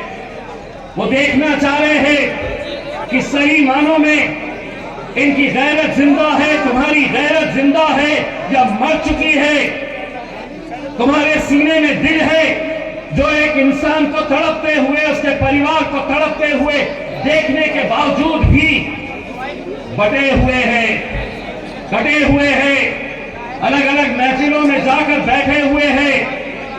सवाल करते हैं हमसे ये मीडिया वाले, दो क्यों लड़े? दो से क्या हो जाएगा? दो जीत के भी आ गए तो क्या हो जाएगा? अरे तुम दो की बात करते हैं, लोकसभा के अंदर तो मेरा शेर अकेले वहां पर जाकर बैठता है। 100 एक तरफ, मेरा शेर इसको, तो दो क्या कर लेंगे? सवाल करने वालों जवाब ये भी सुन लो, जंगल के अंदर कुत्ते बिल्लियां कितने रहते हैं देखे नहीं जाते, शेरों की गिनती होती है। तो मेरा भाई, मैं आप लोगों से ये अकबर गुजारिश करने के लिए आया, मेरी माएं और बहनें जो आज घरों से सुन रही है हमें, ये इलेक्शन हमारे वजूद का है, हमारे मुस्तकबिल का है, हमारी पहचान का है, हमारी शिनाख्त का है। बड़ा मजा आता है भारतीय जनता पार्टी की हुकूमत को, आम आदमी पार्टी वालों को, कांग्रेस पार्टी वालों को कि इनको उठाओ, जेलों में बंद करो, आज हिंदुस्तान की जेलों के अंदर सबसे ज्यादा अगर कोई बंद है तो मुसलमान है, दलित है और आदिवासी है। बड़ा मजा आता है उन्हें। इनको उठाओ और जेलों में बंद करो। अब हम उनको ये बोलना चाह रहे हैं, तुम अगर इनको उठाए तो हम उन्हें जेल से बाहर एमएलए बनाकर निकालने वाले हैं। तो डराओ मत, एमएलए बनकर निकाल देंगे हम इंशाअल्लाह। आप लोग साथ देंगे मेरे भाई। आप लोगों को बड़ी संजीदगी के साथ 5 तारीख का ये इलेक्शन लड़ना है। मुझे मालूम है कि बहुत सारे इस इलाके के लोग अलग अलग महफिलों में जा रहे हैं, अलग अलग स्टेज के ऊपर बैठ रहे हैं। चाहे वो आम आदमी पार्टी का स्टेज लगा हुआ हो, कांग्रेस का लगा हुआ है, भारतीय जनता पार्टी का लगा हुआ है। भाई ऐसा लग रहा है कि पूरे के पूरे लड़ रहे किससे? तो हमसे। आम आदमी पार्टी वाला भाजपा की जिक्र नहीं कर रहा, भाजपा वाला कांग्रेस का जिक्र नहीं कर रहा, कांग्रेस वाला भाजपा की जिक्र नहीं कर रहा है। सबकी निशाने पे मजलिस। चर्चा किसकी? असदुद्दीन अवैसी की। मैं तो बोला थैंक यू, महफिल तुम्हारी सज रही है, चर्चा हमारा हो रहा है। और क्या चाहिए? स्टेज का पैसा तुम लगा रहे हैं, भीड़ तुम इकट्ठा कर रहे हैं, और चर्चा किसका? हमारा। Thank you. बस 5 तारीख के दिन फजर की नमाज पढ़िए, अपने घरों से निकलिए। 7 नंबर है, 7 नंबर है हमारे ताहिर भाई का। वहां पर जाना और 7 नंबर पतंग की निशानी के ऊपर मोहर लगाना। उम्मीद करते हैं कि 8 तारीख के दिन जब नतीजे आएंगे, इन नतीजों का जितना बेसब्री से मुस्तफाबाद और ओखला की आवाम इंतजार करेगी, यकीन मानिए हिंदुस्तान का हर वो इंसाफ पसंद इंसान इस सीट के ऊपर नजर रखेगा। हम भी अपने शहर चले जाएंगे। 8 तारीख के दिन आपके फोन का इंतजार करेंगे, शादाब का फोन का इंतजार करेंगे कि हमारे अब्बू जीत गए हैं। इम्तियाज भाई बस उस फोन का इंतजार हमें देखना है, सुनना है। सिर्फ जाते जाते इतना कहूंगा, ये इलेक्शन आएंगे मेरे भाई, कितने इलेक्शन आएंगे, कितने इलेक्शन चले जाएंगे, लेकिन अगर ये सीट अगर हम जीतते हैं इंशाअल्लाह, और इंशाअल्लाह हम जीतेंगे, तो जीतेगा तो ताहिर, लेकिन ताकत मिलेगी मेरे कायद बैरिस्टर असदुद्दीन अवैसी साहब। और वो लोगों के मुंह पर एक तमाचा पड़ेगा जो ये कहते हैं कि तुमने कैसे दंगाइयों को टिकट दे रखा है। अगर ताहिर हुसैन को और शिफा भाई को तुम दंगाई कहते हैं, तो मैं मीडिया से एक सवाल करना चाहता हूं, साध्वी प्रज्ञा सिंह कौन है? फिर कौन है साध्वी प्रज्ञा सिंह? आतंकवादी है, दंगाई। कैसे आरोप लगे हैं, कैसे अरविंद केजरीवाल को शराब बेचने के ऊपर, शराब की पॉलिसी बनाने के ऊपर जमानत मिल सकती है, मनीष सिसोदिया जेल से बाहर निकल सकता है, बाकी सभी लोगों को इंसाफ मिल सकता है। इंसाफ अगर किसी को नहीं मिल रहा है तो हमें नहीं मिल रहा है। क्या कानून अलग अलग है? नहीं है कानून। इस मुल्क के अंदर कानून जो इम्तियाज जलील के लिए है, वही कानून योगी आदित्यनाथ के लिए है, वही कानून नरेंद्र मोदी के लिए है, वही कानून अरविंद केजरीवाल के लिए है। हम सब के लिए अगर कानून अगर एक जैसा है, तो फिर ऐसा भेदभाव क्यों? तुम समझते हैं कि इन्हें परेशान करते रहो, ये परेशान आपको बार बार करते रहेंगे। यूसीसी का कानून लेकर आए हैं, वक्त की जमीनें खींचेंगे, आपको बार बार ये कहा जाएगा कि ये मुल्क अब हमारा है, अब हम इसे हमारा राष्ट्र बना रहे हैं। मैं मुस्तफाबाद की आवाम की तरफ से भारतीय जनता पार्टी के तमाम बड़े नेता नरेंद्र मोदी साहब, अमित शाह साहब, कान खोल कर ये अच्छी तरीके से सुन ले, सभी का खून शामिल है इस मिट्टी में। ये मुल्क तुम्हारे वहां तक पहुंचाना है। ये मुल्क तुम्हारे मीडिया वाले ने कहा जल्दी पलटा दिया। आज बजट का दिन था, करोड़ों रुपए की घोषणाएं की गई। ताहिर भाई ने बताया कि मुस्तफाबाद के स्कूलों की हालत क्या है। मोहतरमा निर्मला सीतारमण जी, दिल्ली बहुत दूर नहीं है, ई रिक्शा में बैठ के आइए इन गलियों के अंदर, टमटम में बैठ के आइए और यहाँ के स्कूलों की हालत देखिए आप, तो हकीकत क्या है आपको समझ में आएगी। आप बड़े बड़े बातें करके, बड़ी बड़ी घोषणाएं करके चले जाते हैं। आज हमने जब मुस्तफाबाद के मसलों के बारे में हमने पूछा कि यहाँ के मसले क्या है, तो आप लोगों को भी शर्म आनी चाहिए इस बात के लिए। हमें शर्म आई है। एक एक नौजवान, एक एक बुजुर्ग, एक एक मेरी माँ और बहनों को ये गौर से सोचना चाहिए कि 76 साल हो गए हैं, आज भी हमारे मुद्दे क्या है। तो अच्छी सड़कें चाहिए, कचरा नहीं दिखना चाहिए, हमें पानी साफ सुथरा चाहिए, अच्छा स्कूल चाहिए। यही मुद्दों को लेकर हर 5 साल के बाद हम इलेक्शन लड़ते रह रहे। वही आएंगे, दोबारा आएंगे, तुमको मनाएंगे, समझाएंगे कि अब हम ये करने वाले हैं। अगर ऐसी सड़कों की हालत है तो कहीं ना कहीं तुम भी उसके जिम्मेदार हो।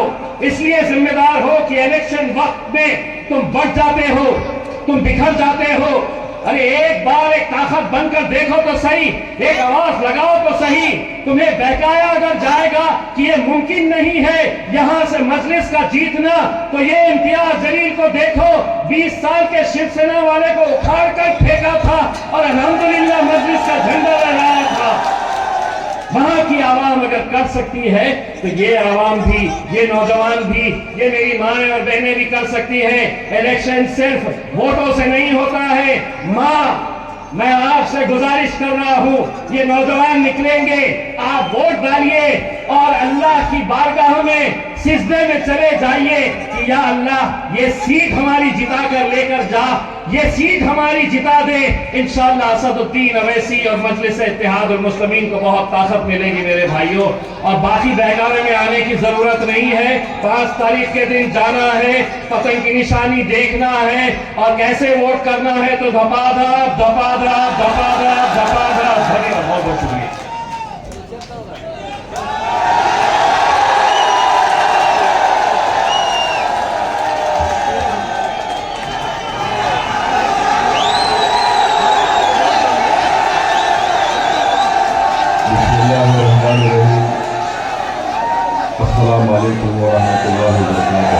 वालेकुम अस्सलाम।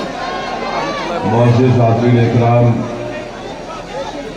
बुजुर्गान कौम और मिल्लत, गयूर नौजवान साथियों,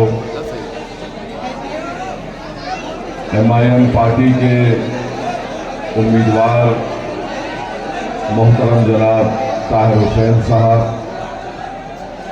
शहनशीन पर तशरीफ़ फरमा तमाम मजलिस के जिम्मेदारान, दिल्ली प्रदेश के इंचार्ज मोहतरम इम्तियाज जलील साहब, वो साबिक़ रुकन पार्लिमान औरंगाबाद, जनाब शोएब जामई साहब, सदर दिल्ली प्रदेश, मेरे अजीज़ दोस्तों और बुजुर्गों, इतनी बेहतरीन और जामे तकरीर जनाब ताहिर हुसैन साहब ने दी, मैं उनका शुक्रिया अदा करता हूँ कि उनकी इस तकरीर को सुनने के बाद मैं जज्बात से मगलूब भी हो गया कई मरतबा, और मुझे भी उनकी बातों से हौसला मिला कि जालिमों ने इख्तिदार की कुर्सियों पर बैठकर किसी शख्स पर मुकदमे आयद करके उनको जेल में डाल दिया और ये समझा कि वो उनके हौसलों को तोड़ देंगे, उसको झुका देंगे, उसको हमसे भीख मांगने पर मजबूर कर देंगे। मगर आज ताहिर हुसैन की बात सुनकर मुझे ये लगा कि इन जालिमों ने तो जुल्म तो किया, मंसूबे तो बनाए, मगर उन्होंने ताहिर के हौसलों को तोड़ा नहीं, बल्कि ताहिर के हौसले मुस्तफाबाद की जनता के लिए और मजबूत हो गए। वो ये चाहते थे कि ताहिर उनके सामने झुक जाए, वो मुस्तफाबाद को भूल जाए, मगर ताहिर की आज की बात से ये बात वाज़ेह हो गई और वक्त के फिरौनों को ये बात मालूम हो जाना चाहिए कि ताहिर मुस्तफाबाद का था, है और रहेगा इंशाअल्लाह ताला। और सुन लो, सत्ता की कुर्सियों पर बैठकर जुल्म करने वालों, ना हम मुस्तफाबाद को भूलेंगे, ना कभी मुस्तफा को भूलने वाले हैं। जिसके नाम का सदका हम खाते, हम कभी भी उनको भूलने वाले नहीं हैं। ना ताहिर भूलेगा मुस्तफाबाद को, ना सदुद्दीन ओवैसी भूलेगा मुस्तफाबाद को इंशाअल्लाह ताला। मेरे अजीज दोस्तों और बुजुर्गों, मेरी इज्जतदार माँ और बहनों, जनाब ताहिर साहब की गुफ्तगू सुन रहा था तो रब्बे करीम का इरशाद याद आ गया, जिसको हम सूरे इंसान कहते हैं, जिसमें रब्बे करीम तमाम इंसानियत से कह रहा है कि यतीमों पर और कैदियों पर रहम करो। आप जाकर देख लिए, रब्बे करीम फरमा रहा है कि यतीमों पर और कैदियों पर रहम करो, उसका तरीका बता रहा है।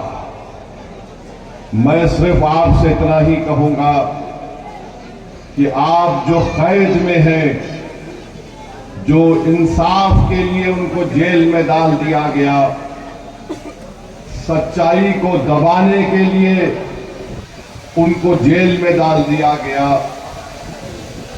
आज मैं आपसे अपील कर रहा हूं कि 5 तारीख के दिन आप उन पर रहम कर दीजिए, अपने दुआओं से भी और अपने वोट से भी।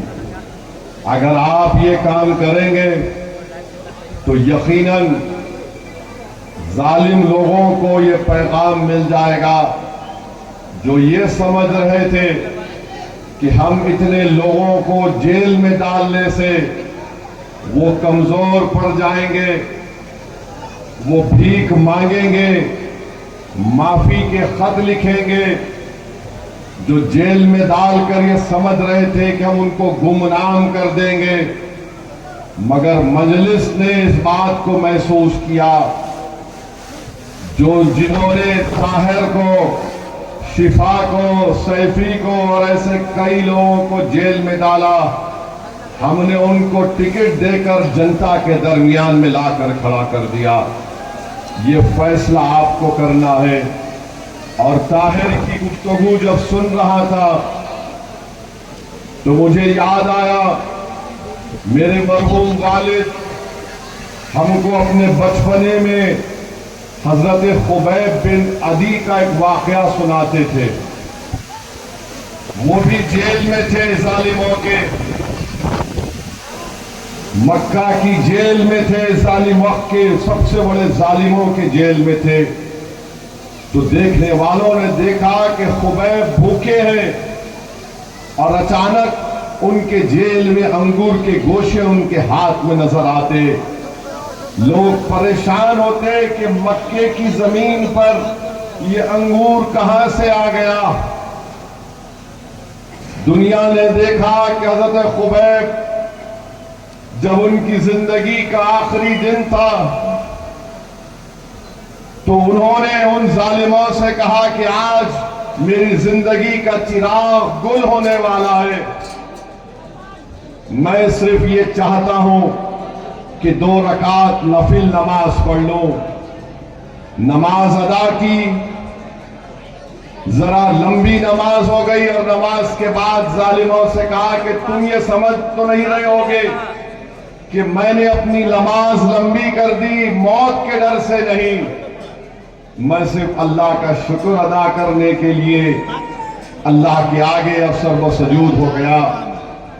और जो लोग किसी को भी सत्ता में रहकर किसी हिंदू को, मुसलमान को, सिख को, दलित को जेल में डालते हैं, मेरा मानना यह है कि जो जेल में मजलूम होता है, अगर वो हाथ उठाकर अल्लाह से दुआ कर दे कि या अल्लाह, जिन जालिमों ने मुझे जेल में डाला तू उनका हिसाब कर ले, तो अल्लाह उनकी दुआ को कबूल करता है। अल्लाह रब्बे कायनात है, रब्बुल आलमीन है।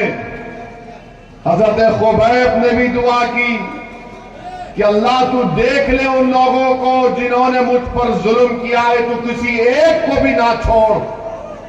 तारीफ गवाह है कि जिन्होंने हजरत खुबैब पर जुल्म किया था, कुदरत ने खुबैब की तरफ से उनसे इंसाफ कर दिया।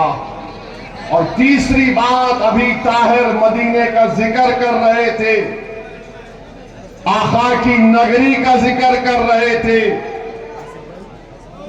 तो हजरत खुबैब ने दुआ की, अल्लाह मेरे आका तक मेरा सलाम पहुंचा देना कि खुबैब जा रहा है, मदीने में कमली वाला बैठा हुआ है।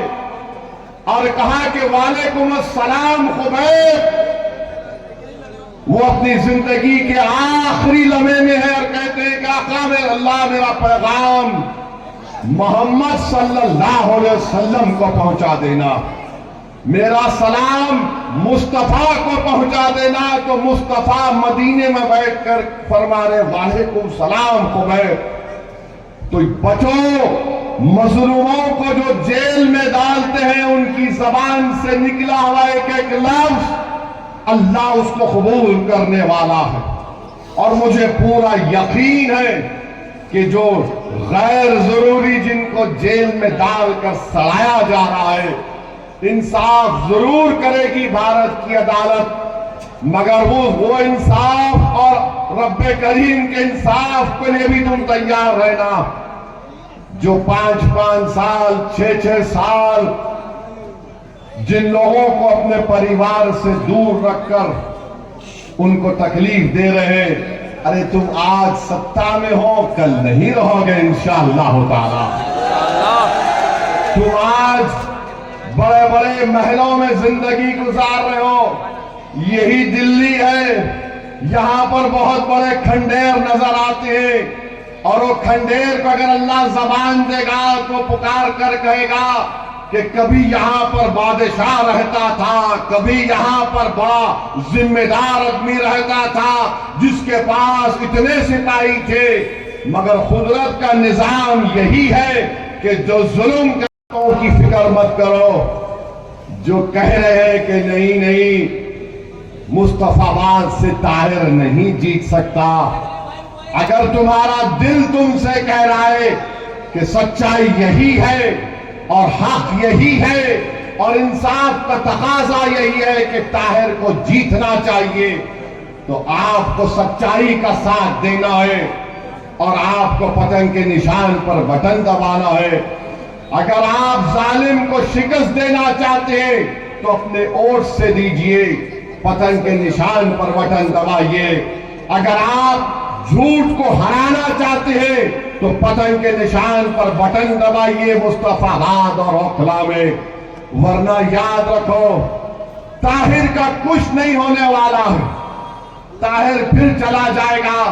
जो 5 साल जेल में रहकर आया, इंशाअल्लाह ताला जल्द से जल्द अदालत जरूर उसको रिहा करेगी या फैसला उनके हक में होगा, मुझे यकीन है। मगर एक बात याद रखो मेरे मुस्तफाबाद के गयूर नौजवानों, मुस्तफाबाद के बुजुर्गों, मुस्तफाबाद के मेरी इज्जतदार मां और बहनों, क्या तुम्हारा जमीर मलामत नहीं करेगा कि जो 5 साल जेल में रह के आया, अगर हम अपनी उंगली से बटन दबाते तो हमेशा के लिए हमारा ताहिर रिहा हो जाता। ये आपको फैसला करना है। अगर आपको मेरे अल्फाज तकलीफ पहुंचा रहे तो मेरा मकसद तकलीफ पहुंचाना नहीं है, मेरा मकसद यह है कि तुम उन जेलों में पड़े रहने वालों की तकलीफ को अपने सीने में महसूस करो। हम अपनी जिंदगी जरूर गुजारना है, हमारी जिंदगी में तकालीफ है, मुश्किलात है, चैलेंजेस है, जिम्मेदारियां हैं, मगर मेरे भाई हम इंसान हैं। हम इस तरह तो नहीं बोल सकते कि नहीं ताहिर की मुश्किल ताहिर को मुबारक, शिफा की तकलीफ उसको मुबारक, मुझे अपने इस घर को देखना है। याद रखो, इंसान मुकम्मल वो जब होता है जब वो किसी दूसरे की तकलीफ को अपने सीने में महसूस करे, वही कामिल इंसान होता है। तो ये इलेक्शन है जरूर, मगर ये हमारा इम्तिहान भी है कि क्या हम अपने वोट के जरिए इंसाफ को कामयाब करेंगे, क्या हम वोट के जरिए सच्चाई को कामयाब करेंगे या झूठ को कामयाब करेंगे। फैसला आपको करना है। और ये बार बार ये तमाम लोग आकर कहते हैं बीजेपी आ जाएगी, बीजेपी आ जाएगी। मेरी इस बात को याद रखो, बीजेपी अगर 3 बार भारत में पार्लियामेंट का इलेक्शन जीती है तो सदुद्दीन ओवैसी, ताहिर और इम्तियाज जलील की वजह से नहीं जीती। अगर मोदी 280 से लेकर 306 से लेकर अब 240 एमपी आए हैं तो मेरी वजह से नहीं आए। जीत रहा है मोदी तो केजरीवाल की वजह से जीत रहा है। मोदी अगर जीत रहा है तो अखिलेश की वजह से जीत रहा है। मोदी अगर जीत रहा है तो तेजस्वी यादव की वजह से जीत रहा है। मेरी वजह से नहीं जीत रहा, तुम्हारे वोट की वजह से नहीं जीत रहा। अरे वोट डालने वाले अखिलेश के, वोट डालने वाले केजरीवाल के, वोट डालने वाले तेजस्वी यादव के। तुम कब तक इन जालिमों के कूली, इनके नौकर बन के जिंदगी गुजारोगे? 50 साल से हम वही काम कर रहे हैं, कभी इनको मुख्यमंत्री तो कभी उनको प्रधानमंत्री। और हम क्या कहते, नहीं नहीं हमने इनको कामयाब कर दिया। अरे तुमने जिसको कामयाब किया वो तुम्हारे घर में चराग करने से पहले तुम्हारे घर को वीरान करता है। तुमने जिसको कामयाब किया तुम्हारे इलाके को अच्छा करने से पहले उसको बर्बाद करता है। ये 50 साल से यही खेल हो रहा है। मेरी जिंदगी कब तक है वो अल्लाह जानता है, मगर याद रखो, तुम अपने हाथों से अपने घर को नहीं बनाओगे तो कोई केजरीवाल, कोई मोदी, कोई अखिलेश आकर तुम्हारे घर में चिराग नहीं करेगा। चिराग तुमको जलाना है ताकि उसकी रोशनी से आने वाली नस्लों को इंसाफ मिल सके। वो चिराग क्या है? वो चिराग तुम्हारी सियासी आवाज है। तुम्हारे वोटों से ताहिर की कामयाबी है वो चिराग। तुम्हारे वोटों से कामयाबी, शिफा की कामयाबी होगी। तो मेरे अजीज दोस्तों और बुजुर्गों, अपने वोट का सही इस्तेमाल करो। तुम यहां पर आकर मेरे भाषण को, तकरीर को सुनकर बड़े खुश होकर चले जाते हो और फिर उसके बाद कल सुबह में शैतान और उसके एजेंट आकर अपना काम शुरू कर देंगे। वो बोलेंगे अरे नहीं, उसका भाषण जज्बाती होता है, तुम हकीकत को सामने रखो। अरे कौन सी हकीकत को सामने रखें बताओ? कौन सी हकीकत को सामने रखें कि जहां पर मुस्तफाबाद में एंट्रेंस में आप वोट देखते हैं वेलकम टू मुस्तफाबाद, तो वहां गाड़ी लेकर आइए और किसी में गली में अंदर जाने से पहले 15-20 मिनट केजरीवाल के नाम पे सदका करना पड़ता। ट्रैफिक में गाड़ी फंसी हुई है, झूठा है केजरीवाल। ये भारत में 2 लोग बड़ी चालाकी और सपाकी से झूठ बोलते हैं, एक का नाम मोदी, दूसरे का नाम केजरीवाल है। कुछ नहीं किए, ढाई कितना 2300 करोड़ रुपये बिजली फ्री। अरे आवाम के घर पर बिल आ रहा है हजारों रुपये का, कहां बिजली फ्री? मैं जानता हूं केजरीवाल की विधानसभा के जो हमारे धोबी भाई बहन हैं मुझसे मिलकर बोले, ओवैसी साहब आओ ना कभी एक भाषण दे दो हमारे पास आकर। मैं पूछा तुमको बिजली नहीं मिल रही? तो बोले कहां बिजली हमको फ्री में मिल रही है। आज 850 करोड़ पानी के लिए बजट में कहां मुस्तफाबाद में पानी बताओ? पानी का पाइप है मगर पानी नहीं है। मुस्तफाबाद की जनता को यह समझना चाहिए कि हाजी साहब यहां पर 5 साल विधायक थे मजलिस के थे या छोटे रिचार्ज की पार्टी के थे? छोटा रिचार्ज। किसकी पार्टी के थे? छोटा रिचार्ज। मुख्यमंत्री ताहिर था या केजरीवाल था? बताओ। 10 साल से केजरीवाल क्या कर रहा है? अरे जिस पार्टी का उसका मुख्यमंत्री हो, उसने मुख्यमंत्री को बोलकर यहां पर डेवलपमेंट का काम नहीं करवाया। अब ये झाड़ू वाले बोलते हैं नहीं, अगर ताहिर जीत गया तो काम कैसे होगा? अरे जो बाहर रहकर 5 साल में काम नहीं करवाया, तो जो अंदर है खाली उसके खौफ से, उसकी मोहब्बत में काम होगा इंशाअल्लाह ताला मुस्तफाबाद में। अब ये मान चुके कि ताहिर जीतने वाला है, तो इस तरह की प्रोपेगेंडा कर रहे। ताहिर अंदर रहकर कैसे काम कराएगा? अरे केजरीवाल 6 महीने मुख्यमंत्री बन के जेल में बैठा था, तो क्या तुम लोग घर में हाथों में मेहंदी लगाकर बैठ गए थे? वो नहीं बैठे थे। मेरे भाई, आपको फैसला लेना है। हम 70 में से सिर्फ 2 विधानसभा पर अपने उम्मीदवार उतारे हैं। बहुत से मीडिया के लोग अपने एयर कंडीशन टीवी स्टूडियो में बैठकर बहुत बातें करते हैं और पप्पा को अपने खुश करने की बातें करते हैं। करो, तुम्हारे बाप को तुम खुश कर सकते हैं, खुश करो। मगर याद रखो, कोई बाप ज्यादा दिन तक इख्तिदार पर नहीं रहता। सबको जाना है, जब पप्पा चले जाएंगे तो तुम अपनी यतीमी और लाचारी के दिन देखोगे इंशाअल्लाह ताला। तुमने कितनों को टीवी की स्टूडियो में बैठकर जिंदगियां तुमने बर्बाद कर दी। इंशाअल्लाह ताला रब्बे करीम इंसाफ करेगा। इनको टिकट क्यों दिए? 2 को क्यों लड़ा रही है? 3 को क्यों लड़ा रही है? अरे 2 को क्यों लड़ा रहे हैं? मेरी मर्जी। तुमको पसंद नहीं है, दवा खाओ। नहीं, इनको क्यों दिए? मेरी मर्जी। तुमको पसंद नहीं है, तुम अपने बाप की फोटो देख के खुद मेरे को बोलो क्या करेंगे तुम? नहीं मिला मुझे, क्या करोगे? नहीं, जेल में है। अरे अक्लमंदो, जो तुम्हारे पास अक्ल नाम की चीज नहीं है, जेल को कौन कौन नहीं गए? इंसाफ की सरबुलंदी के लिए जेल को जाना पड़ता है।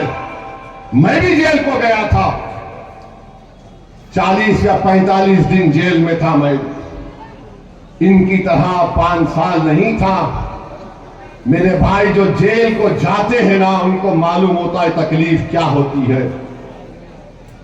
5:30 या 6 बजे आपका दरवाजा बंद हो जाता है। रात भर उस कमरे की लाइट खुली रहती है। रात में हर 1 घंटे के बाद आकर ठक ठक मारता है ताहिर। रात में सो भी नहीं सकते आप। और फिर आप मुलाकात तो खैर अब कभी कभी हो जाती होगी। थोड़ी देर के लिए अपने घर के छोटे से कमरे में तुम सेलफोन टीवी निकाल दो और 1 घंटा तुम कमरे के बाहर नहीं निकलना। तुम 1 घंटा तुम ना किसी की बात सुनना ना कुछ करना। जानिमाज रखो, फोन को, टीवी को, नेट को बंद करो। 1 घंटा तुम बगैर किसी से बात करके दिखाओ मुझे, मैं मान लूंगा तुमको। ये 5 साल से है। मजाक समझ रहे ये लोग, मजाक समझ रहे। इनको इंसाफ दिलाना है, ताकि कल कोई दूसरा ताहिर जेल को ना जाए, ताकि कल कोई दूसरा शिफा जेल को ना जाए, ताकि कल किसी की मां अपनी औलाद के लिए ना तड़पे। मैं कल देखा जब शिफा के घर को गया जुमे की नमाज के बाद, तो शिफा की ज़ईफ मां मुझसे पुकार कर बोली कि इधर आओ ओवैसी साहब। मैंने इम्तियाज जलील से पूछा कौन है, तो कहा शिफा की मां है। मैं झुककर उनसे अदब से मिला। उस मां ने एक ही बात कही जो मेरे बिजली की तरह मेरे दिमाग पर गिरी। मैं रात भर सोचता रहा उस ज़ईफ मां के इस अल्फाज को। उसने कहा कि जब शिफा 5 साल के बाद मैं अपने बेटे को देखी तो उसको पहचानी नहीं। मैंने भी सोचा कि क्यों ऐसा करके मैंने जब देखा अपने बेटे को, उसकी पूरी दाढ़ी सफेद हो गई मेरे बेटे की। ये गम है अपनी मां का। अगर इंसान है, तुम्हारे दिलों में धड़कता हुआ दिल है, तो उस मां को अपनी मां समझो, जो 5 साल के बाद अपने बेटे को देखकर मुझसे कह रही है कि मेरा बेटे की दाढ़ी सफेद हो गई, और मुझसे कहा मेरे बेटे को रिहा जल्दी करवा लो, मेरी जिंदगी का बहुत कम वक्त है। मेरे भाई, कौन जुल्म कर रहा है, कौन मुश्किलात का सामना कर रहा है, ये आपको तय करना है मेरे अजीज दोस्तों और बुजुर्गों।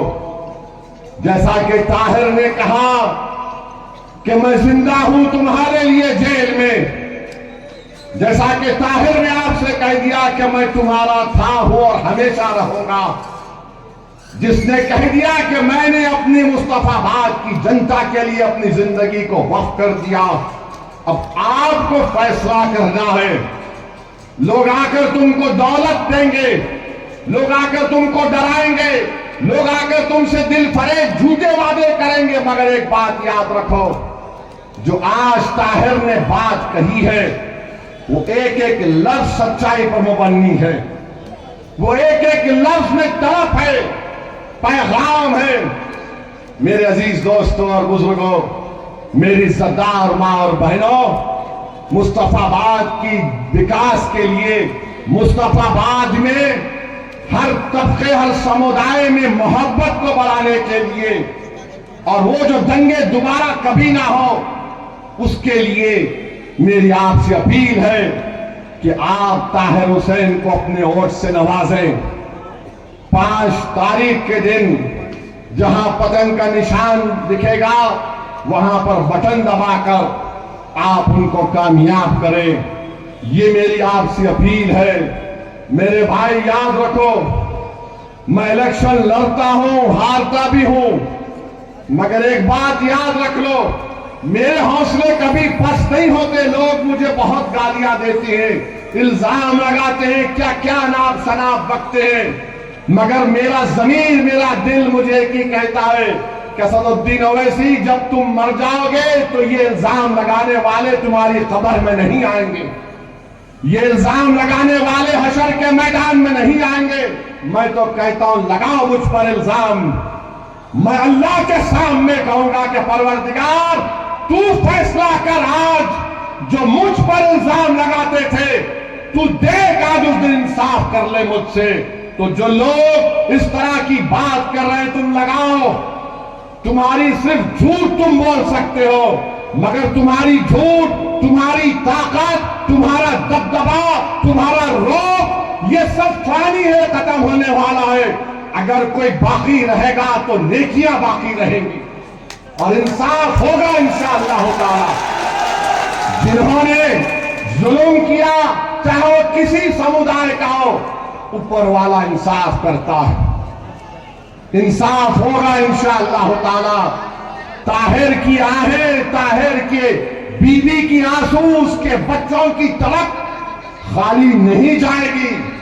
हजरत खुबैब ने दुआ की थी, अल्लाह तू देख इन लोगों को और तू इनसे हिसाब ले। जरूर अल्लाह हिसाब लेगा मेरे भाई। इंसाफ तो चाहे अल्लाह हम पुकारे, कोई भगवान पुकारे, कोई पुकारो, इंसाफ तो होगा। याद रखो, जिन्होंने जिनकी जिंदगी बर्बाद की, तुम तैयार हो जाओ कुदरत के इंसाफ के लिए।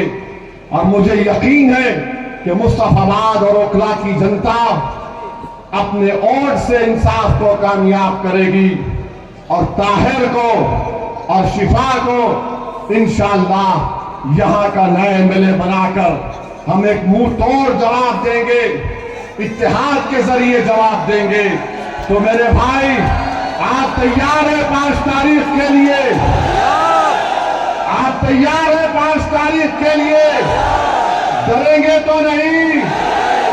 कहीं झूठे केजरीवाल की बात में तो नहीं आ जाएंगे? कहीं मोदी के ये दिल फरेब झूठे वादों को तो सामने नहीं रखेंगे? तो फिर क्या करेंगे 5 तारीख को? आप किसको वोट डालेंगे? आप सच्चाई का साथ देंगे? आप झूठे को हराएंगे? आप जालिम को हराएंगे? आप जेल का जवाब वोट से देंगे? जेल का जवाब वोट से देंगे? अस्सलाम वालेकुम, अल्लाह सलामत रखे आप तमाम।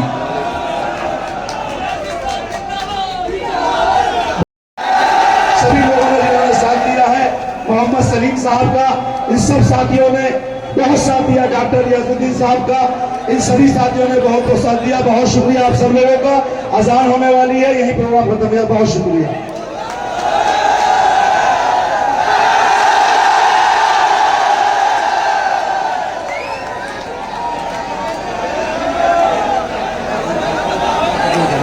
मुफ्ती खलील साहब दुआ कराने के लिए गए थे। मुफ्ती खलील साहब दुआ कराएंगे 2 मिनट के लिए। मुफ्ती खलील साहब। पाक हमारी दुआओं को महज अपने फजल से कबूल फरमा। वसल्लल्लाहु तआला अला खैरि खल्क़ि मुहम्मद व आलिहि व सहबिहि अजमईन बिरहमतिका या अरहमर राहिमीन।